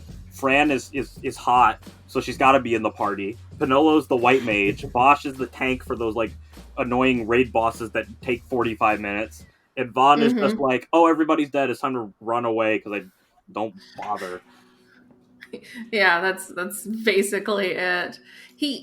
All right, I can't do a 12 podcast in the middle of this NieR podcast. We actually did like 3 12 podcasts when we played that. Like a few years we actually ago. did a bunch of 12 episodes because I like that game a lot, even with Vaughn being Vaughn. It's a certified hood classic. Oh, it's, if you don't like 12, you're wrong. I'm sorry. Get out. We do not stand you if you don't like Final Fantasy 12. It might be the best one. I don't know. That makes me Depends think on the mood I'm in. That makes me think of growing up and like not really understanding Final Fantasy and being really confused because I'd see I'd go online and people would only talk about like the most popular ones. So I'd be like, why are these games numbered like this? Why is there a 7 and a 10 and a 13 but no other games? That's it. That's the only ones that we're talking about. The only ones that were talked about would like growing up that I would ever like see. People would be like, oh, you got to play 7 or 10, and then you'd see people like shit talking 13.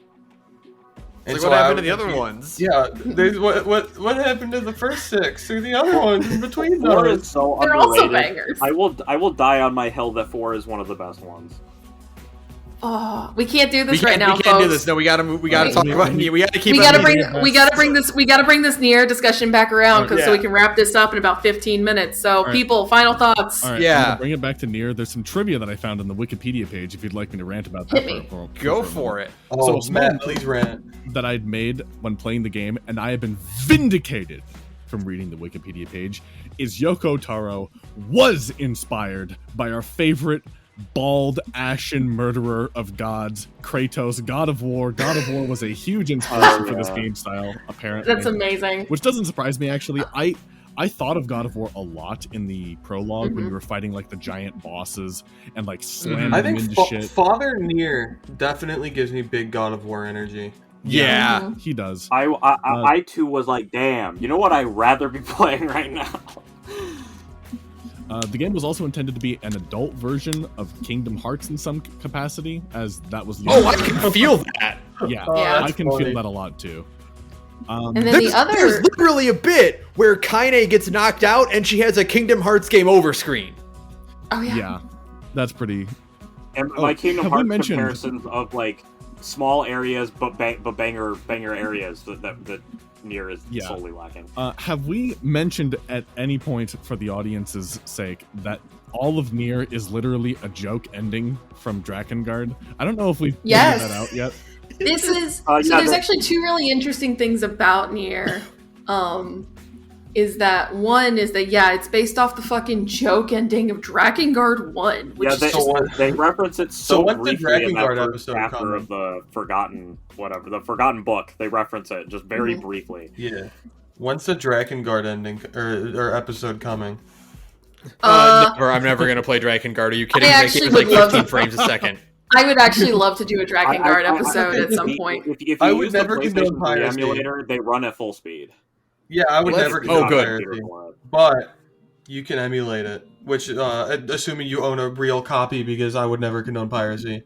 The Gorge does not endorse the extremely cool crime of video game piracy. All right, here's my two favorite Unlike sentences. us here at So You Think You Can Fanon. Yes. Here's my favorite We love two breaking the combined law. sequential sentences from the Wikipedia page. According to Yoko Taro, after the dark story of Drakengard, he wanted to focus on more positive themes of friendship and combined effort. Much of the game was inspired by the September 11th attack. In 11th attacks, yeah. Yeah, no, the game was literally inspired by 9/11 because Yoko Taro saw it and went essentially well, what?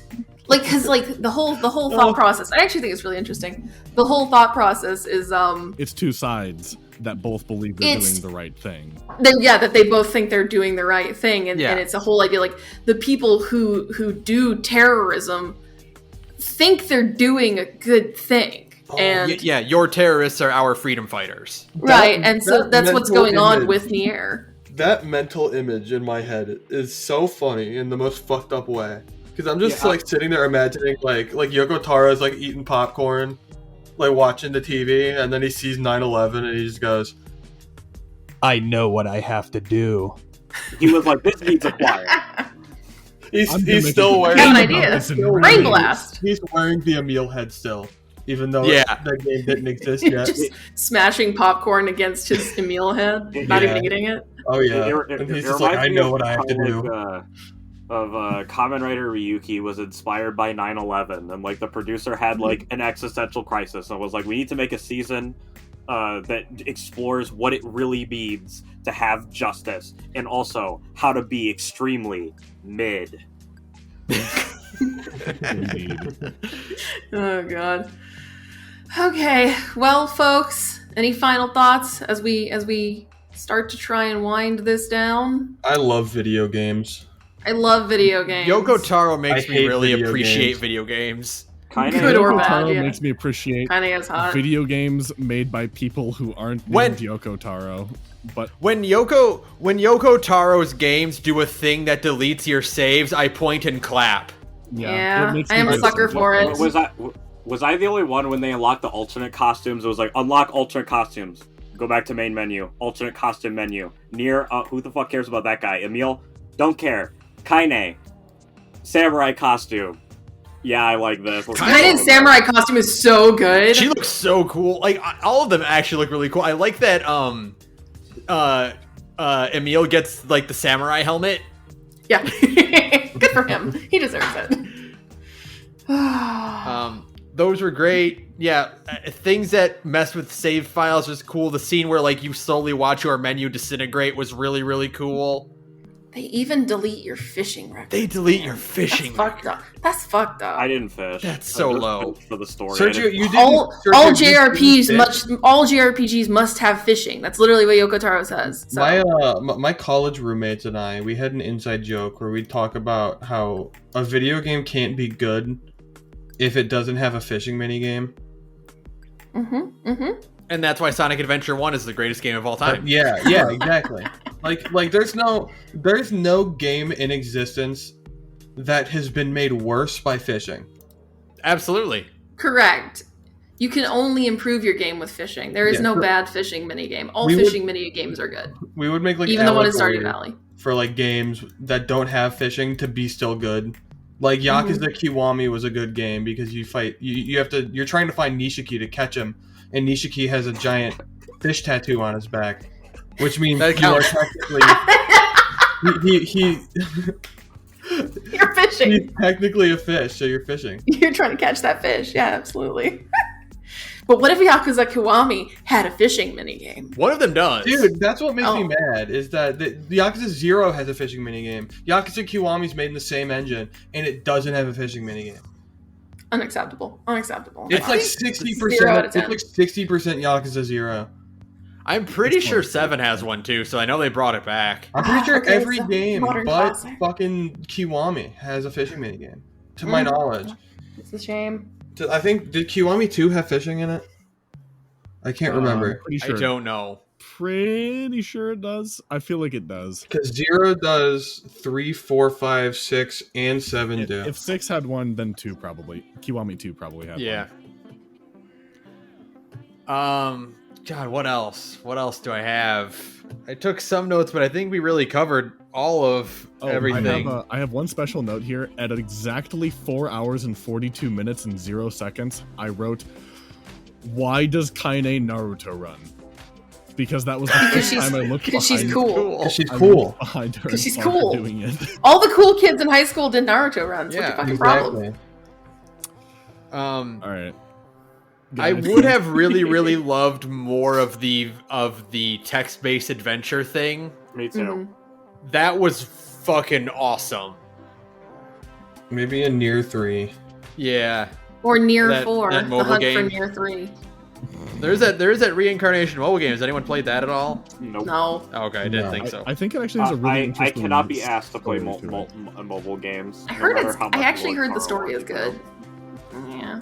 I think NieR 4, NieR 3 should be Drakengard 4 while also being NieR 3. I think that's the That's only correct. way. That's the only way that he could one up what he's already done.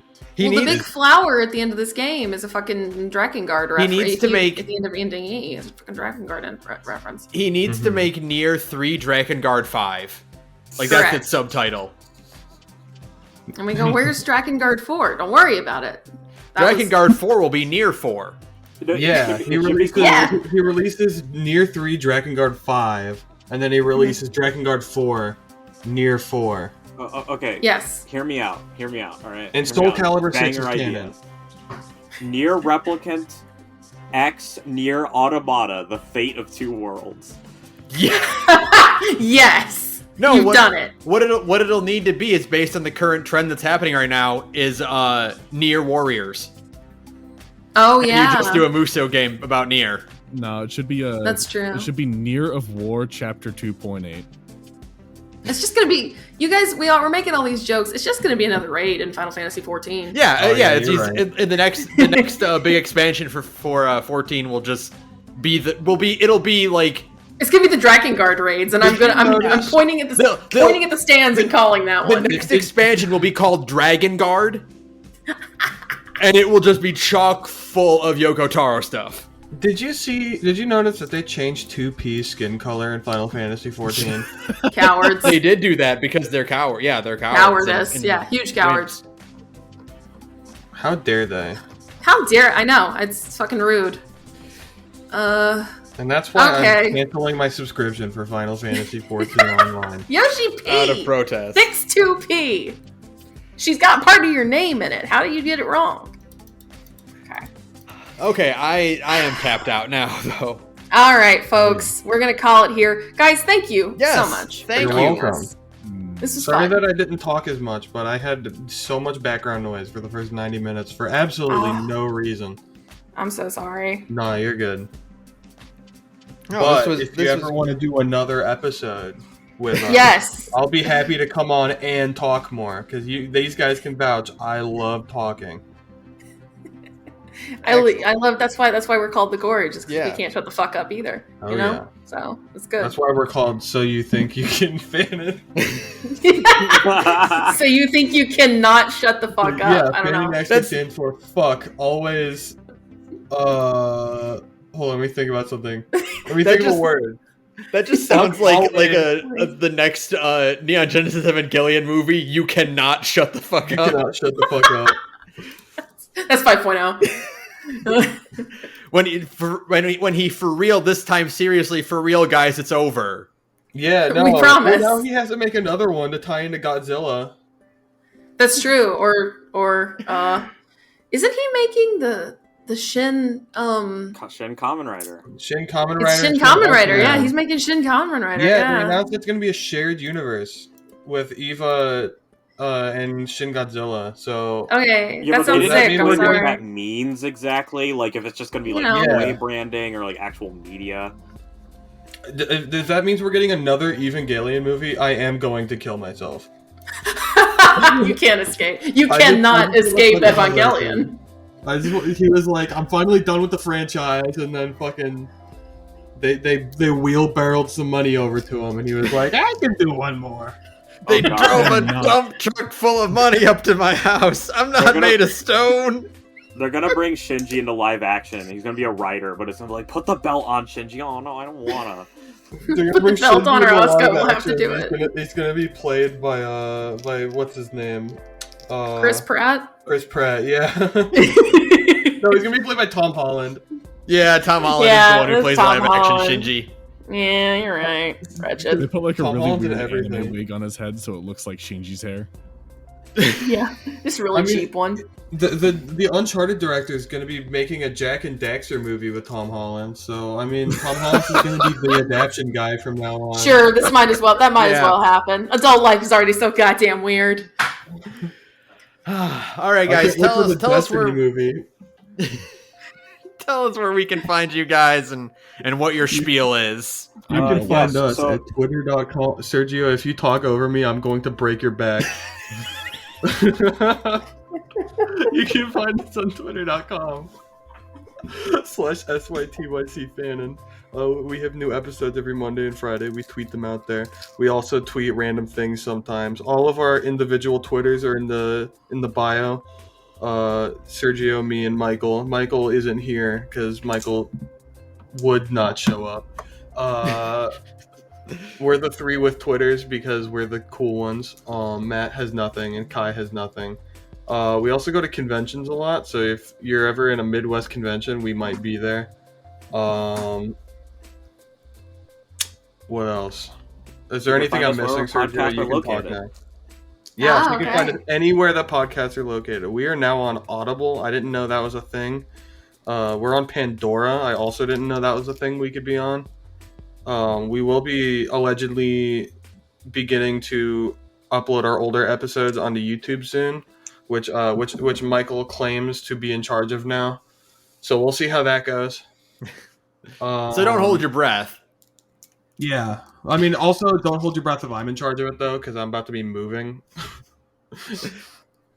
I can't complain. I can't criticize you because I was in charge of that and then stopped around episode 60. I was like, I don't want to do this anymore. Yeah, I have some of the episodes ready. It's just I'm about to move, and then Michael was like, "Oh, I'll do it," and I was like, "Oh, okay." I won't have internet for like 2 months, so that works for me. Is there anything you want to add, Matt or Sergio? Nothing really. Other than... If you guys haven't listened to it, we uploaded an episode with these guys where we read Sonic High School on our podcast. So if you haven't listened to that, go and listen to it. I don't know what episode number it is. Listen to all their episodes, but especially listen twice to the one that we were in. Yeah, exactly. Get those numbers up, people. Put some Chain of Memories is coming back soon, unfortunately. So go prepare yourself. Stall for time while I look for the episode number, Sergio. Oh my God. While he's looking for that, it's just so you think you can gorge Sonic High School with Ben. Yeah, so you think you can gorge. It's not numbered. I knew that the whole time. NieR Replicant, go 7 listen out of to 10. Ben and Sara from the Gorge, 8 out of 10. Could have had more fun. Yeah. I'll take a B. I was a B student. Yeah. I'll take a B. I'll take a B. It's good. I'll take an 8. 8's not bad at all. And the So You Think it's You Can Can guys, grade. 2 out of 10. They didn't shower. They don't bathe. 10 out of 10. 100 out of 100. Best podcast. Best podcast. 0 out of 10 if you didn't even bother to try and play the game. Sarah, while we're on the subject of other podcasts, tell us about your other podcast. Hey, this is my other spiel that I have memorized and I hear in my dreams sometimes. I'm in another podcast called Big Gay Nerds, where me and a bunch of cool queer friends get together and we play tabletop games. We cycle through different systems. It's always a lot of fun. Right now, we're playing Beam Saber, a mecha hack of Forged in the Dark, where instead of playing as thieves, we are playing as giant robot pilots in a complex and convoluted war. That's a you very can find us different setting for what you described the original game to be. I know, it owns. Beam Saber is a lot of fun. You can find us at Big Gay Nerds on Twitter, and you can find the podcast wherever you get your podcasts, just like everybody else. So. I also forgot to say this at the first beginning, but you can follow me on Twitter at thegorgepodcast. You can follow Sara at radioinactivity, and you can email us at thegorgepodcast.gmail.com. Cool. And again, patreon.com/thegorge. Please give us money so we can do more of this. And that'll do it for us. That'll do it. So we usually end our episodes by saying fuck something that like really displeased us in whatever our topic was. Mm-hmm. So, but as guests, you get the honors of deciding what we go out with. Well, obviously it's gonna be fuck Chain of Memories, I think, isn't it? Even here, we can't persists. escape it. The fact that it's coming back makes me feel fear in God for the first time in years. Anything that's a memory or a chain, God forbid it be a chain of memories. Even worse if it was a memory of chains. Fuck Chain of Memories. I never want to remember chains ever. Fuck that shit. Good night, everyone.